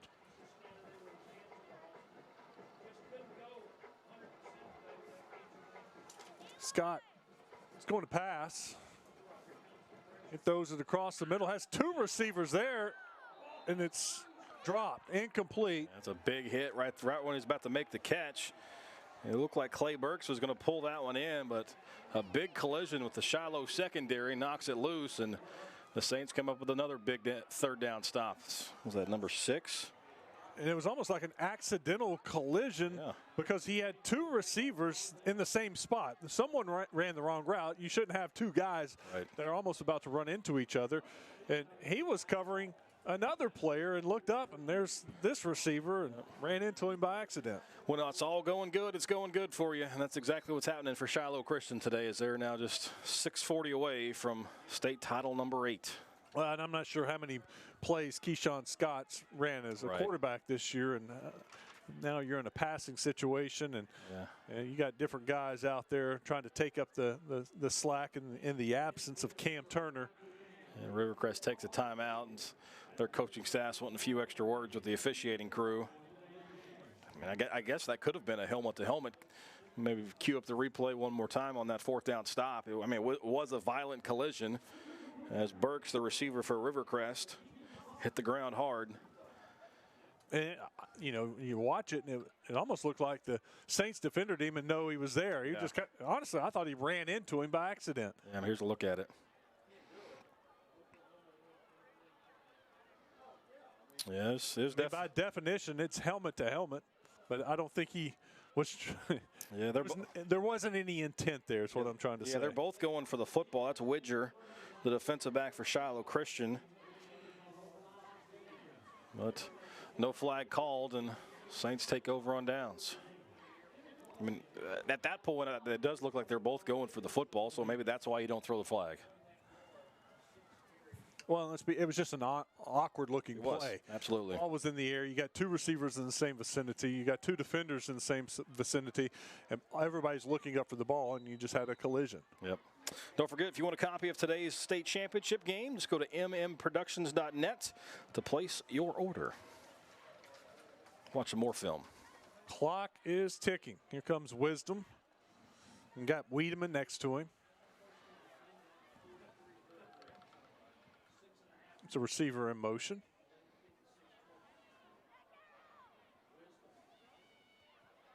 Wiedemann picking his way, spinning, still on his feet. Look at him drive that pile, moving his feet, picks up a first down. I didn't think he was going to get maybe a yard or two, and you look up, he's got 11 yards on the play. That's little will and want to from Cam Wiedemann. He's trying to finish off this contest with an exclamation point, and he's doing a pretty good job of it. And this is the last time he's going to wear a Shiloh uniform. He's not going to take any plays off. And credit to those offensive linemen. They were out there pushing him, trying to get a couple extra yards, but they've done a great job of blocking throughout this game. I saw Jackson Ball there, big number 74 pushing away. Zachary Brown on that line. Wyatt Graves. Just three of the guys that are getting it done today for the Saints. Wiedemann over the right side, spinning. Just does a great job of keeping his feet moving. He just is so hard to bring down. Yeah, he's doing a great job, and he's not making any plays easy for the defense. A lot of times the running back may just give up after a yard or two. Wiedemann's not doing that. He gets shut down for a 1-yard gain there, but he was fighting for every extra inch that he could possibly get. And that takes a toll on the defense. I mean, it's cold, it's rainy, you're behind. It'd be easy for Rivercrest to give up and let down here, but they're not doing that, and they're still trying to fight this one out to the finish. Saints now with 299 yards rushing. Wow. Another yard, they go over 300. Wiedemann's approaching the 100-yard mark. I'm sure he would like to get that in the state championship game. He has 89 yards. Wisdom's going to be brought down in the backfield. They timed the snap perfectly that time. And once again, that's not the first time, is it, that we've seen Travion Jones in the backfield. Yeah, he's done it a couple times. You know, Rivercrest has done a really nice job of timing up the blitz, that time coming right up the middle. The offensive line for Shiloh can't adjust to the blitzer coming from depth, and Jones blows it up for a huge loss. Well, 7 on the play. That's how a linebacker jersey is supposed to look. A couple holes in the back of it. You know, just I've seen one Shiloh Christian player's got paint coming off his helmet. And that's what you like to see. 3rd and 17. Wisdom to Wiedemann. He tosses it. Ball's on the ground, and the Saints just fall on it. Got a little tricky there, a little fancy, and that time it blew up on them as Ben Baker loses 13. So you're going to have negative big losses. Lost 8 on the sack, 13 there. Yeah, try to get a little too fancy, not able to handle the pitch, and 3rd and long went to 4th and even longer. For all you sports fans out there watching today, get live stats before we do.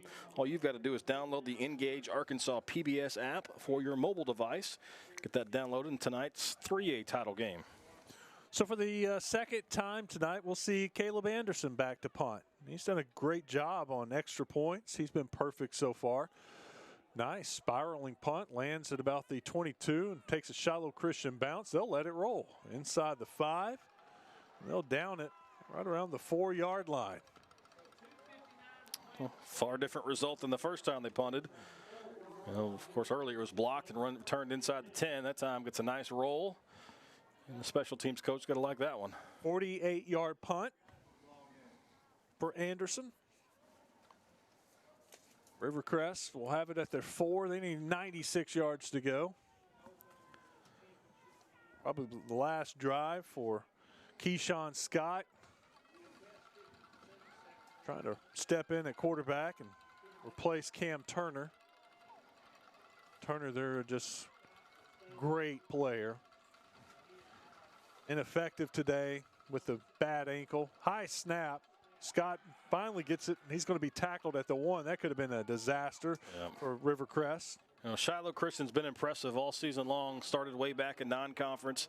Shiloh's only loss came to a 6A school out of Oklahoma, Sand Springs.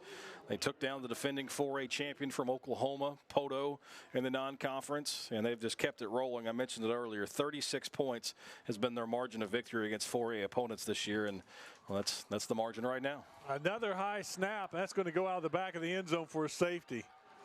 I don't know if maybe they made a change at center, but that was 2 straight high snaps that Scott could not corral. And they go from the 4 to the 1 to a safety, and that just adds to it for Shiloh. Yeah, and Hayden talked about Scott's hand and the cast he's got on it. So even if he's got, a high snap's going to be really difficult. And that one came in as really hot and not able to handle the snap with some heat on it. And that one bounces off his chest and goes out of the back of the end zone for a safety.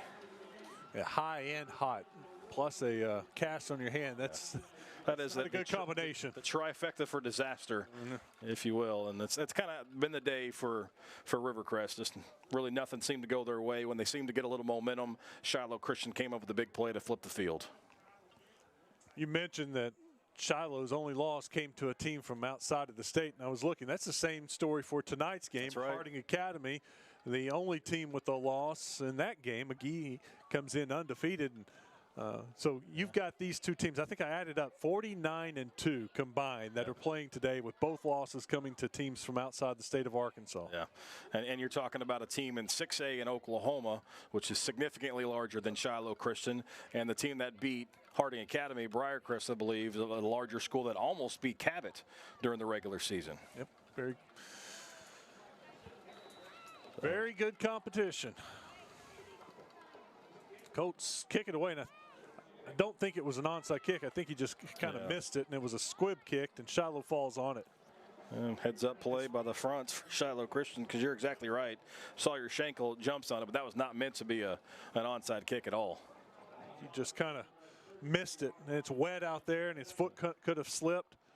Look at that. We're not seeing it, but Henley's out there giving high fives and congratulations to the Rivercrest players before he comes off the field. Yeah, just a couple kneel downs, and Shiloh Christian will be able to put this one in the record book. And state championship number 8 headed for Champion Stadium in Springdale. Looks like he had his second team going in there, but he's putting his starters back in there, so I think they can snap it once and then come off the field and kind of get a congratulations. It's a handoff. They'll run it up the middle. Pick up maybe one. Probably no gain on the carry. All right, so do your work, camera guys. You know, the Gatorade buckets are coming. Oh. And Jeff Conaway's been rained on most of the day, so a bucket of water may not bother him too much. And when you know a state championship's on the other end of that bucket, you'll take it just about every time. There's Wisdom coming off the field and hugs. Yep, here comes the bucket.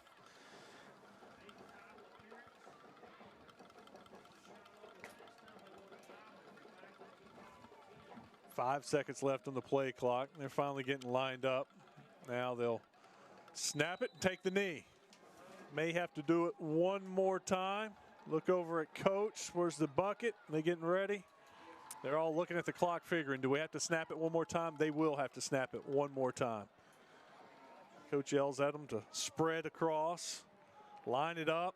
Let's take a knee and let's celebrate.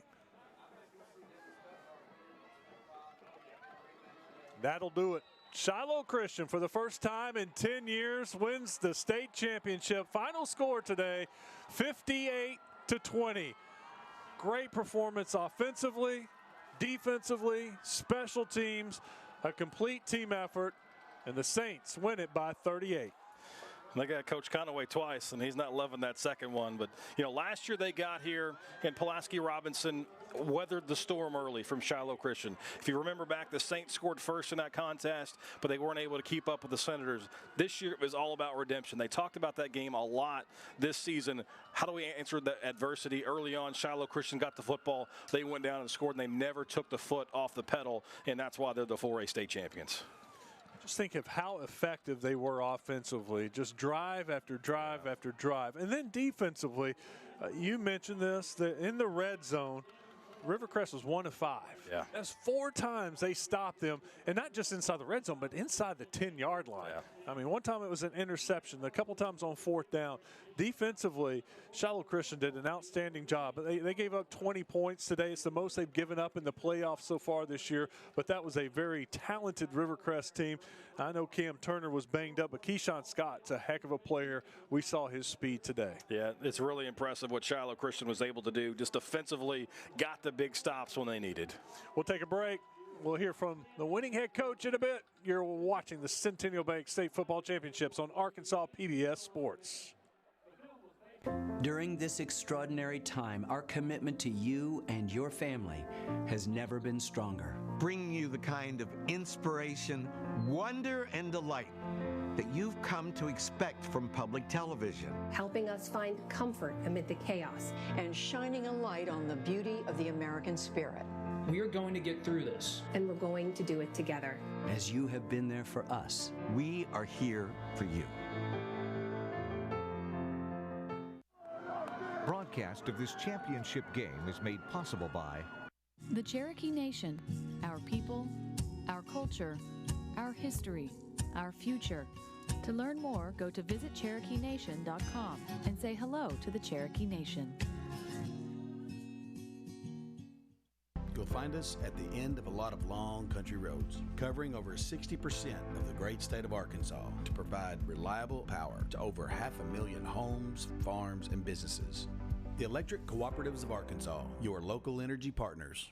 John's Honda, your hometown dealer for sales and service of Honda motorcycles, ATVs, Honda generators, and Honda lawnmowers. Family owned and operated since 1967, John's Honda offers factory-certified technicians and experienced sales staff. Farmers and Merchants Bank and the Bank of Fayetteville share the mission of Arkansas PBS to enrich and empower all Arkansans. Community, dignity, respect. That's what Me Banking is all about. More at mebanking.com.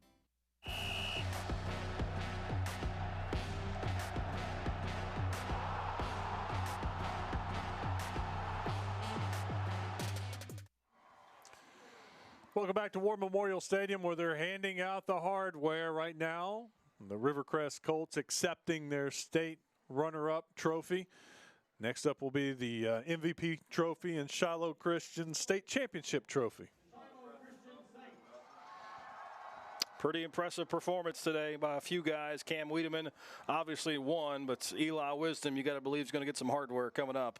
16 carries, 136 yards, 3 touchdowns, 239 through the air, 3 more scores.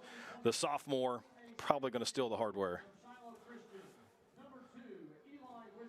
There you go. Right on cue. It's almost like I can pick the brains of the media members over there. How about sophomore, by the way? Sophomore. In case you forgot, impressive-looking sophomores, got some speed, nice touch on the ball, ran the ball very effectively today, had big runs, had some hard-earned runs. Shiloh Christian already breaking out the state title hats. Oh, nice. Oh, sure enough. We'll hear from Coach Jeff Conaway in a minute, but, I mean, they really dominated this game, Wes, from start to finish. I mean, they ran through a pretty tough side of the bracket. Stuttgart last week, undefeated. They roll up 56 points in the first half. They kind of come out like a hurricane against Rivercrest here today, jump on them early, and that's what their offense is predicated on. Get a big lead, let your defense and special teams clean up, do the rest of the work, and their game plan almost executed to perfection today. Yeah, when the bracket came out, that was one of those that we all kind of pinpointed and said, man, that is a tough bracket right there, because you had Stuttgart, Joe T. Robinson, Ozark, all on the same side of the bracket, and they ended up knocking off Malvern, Dumas, and Stuttgart to get here at War Memorial Stadium, and they earned it. I mean, you look at the scores of their games: 56-7, 31-12, 28-0, 48-12. They beat every team by at least 19 points. I guess the Dumas game was their closest game, 31-12. Yeah, and that's, you're talking about they went through the state's leading rusher against Dumas. You're talking about an undefeated team against Stuttgart who knocked out Robinson, the defending state champion. So just, no days off, no easy things for Shiloh Christian, but there is a reason why they're the 4A state champs. I think I saw the Shiloh cheer team just pull another state title banner out there. And they're good at taking the picture, right? They know exactly how to line up and pose and getting it done. There's some state cheer was going on this weekend, so maybe they got themselves a crown as well. Some other stats for you while we wait on Coach to join us. Cam Wiedemann finished with 89 yards. He actually had 101 yards rushing, but he lost 12 yards. So let's go down to the field and hear from the winning head coach. Well, Coach, not one but 2 Gatorade baths on this rainy day in Little Rock. How you feeling? What's up with that? One's enough, but excited. Love our guys. Love our just our response to last year was incredible. This has been a strange year, and we did a lot of things very uniquely when COVID hit. And these guys responded extremely well. They handled the adversity. They didn't make any excuses. They made their mind up that they wanted to go do something special, and they did. I'm sure you've heard this pun a lot this year, but good to have Wisdom at quarterback, especially today. He takes care of a lot. He cleans up a lot for us. A lot of bad calls on my part, he makes them look good. I'm very proud of him. He deserves this. It wasn't something that was given to him. He's earned it. He's earned the respect of our team and our staff, and our fans, and everybody else that we play. And you mentioned just dealing with COVID. Every single coach had to deal with this year, but to see the end product, the end results, you're going home with a state championship, that's got to be such a special year in a year that is, we didn't know we were going to have football this year. It is. We're grateful that we got a season. We're even more grateful now that we get to take the trophy home. But I told this team this last year, this moment was not so good. And when you lose this, it's difficult. But that motivated us. It was a great, healthy motivator for us to continue to work day in and day out. And like I said, these guys, these 10 seniors responded really well. They led our football team, even though there were only 10 of them. And it might have been the best leadership role I've ever experienced as a coach. Going back to Northwest Arkansas with the state championship, Coach, congratulations again. Really appreciate it. Going to let these guys go and celebrate again. We got the whole family, the crew here, guys. Look at the hugs all around. Big moment for Coach and his family. It's always, this is what it's all about. It's awesome to see. Hayden, thanks a lot. What a different feeling for Shiloh Christian this year as opposed to last year. When you walk off the field, losing the last game of the year at War Memorial Stadium, it's just disappointing.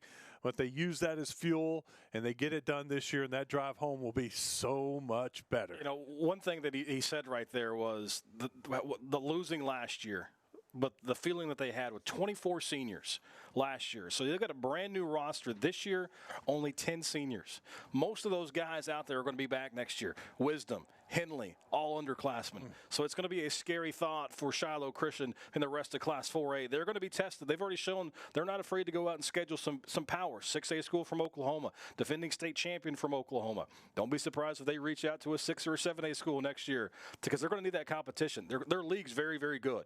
You've got Prairie Grove. Elkins has been on the rise. But Shiloh Christian show that they're a step above everybody else. And right now they can say they're a step above everybody in 4A in Arkansas. We have one more game to go this year, the 3A state title, and we'll preview that coming up. Here's a final look at the stats tonight. And 518 yards of offense for Shiloh Christian. The Colts ended up with 346 yards, but that red zone, that's going to be the number that haunts the Colts and their fans all year, 1 for 5. Yeah, 4 times they were shut down inside the 20, 3 of those when this game was still in question. So Shiloh Christian's defense came up with some big stops when they needed to, and that's the difference. We had 2 really, really good offenses. Who makes the fewer mistakes? Today it was Shiloh Christian. That's why they're going home with another trophy. I think we both agree the play of the game, last play of the first half, right. Rivercrest has it on about the 1 yard line, and one time for one last play with 3 seconds to go, and the Saints and Henley shut down the play and stop them short, and that keeps the momentum on the side of the Saints. Who knows if Rivercrest is able to score there and get the ball in the second half, what happens if we have a different game, but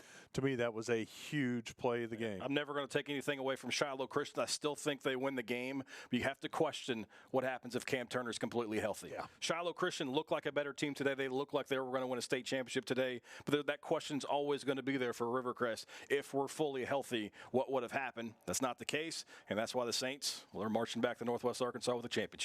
Cam Turner is a special athlete. We didn't get to see that today. That's a shame.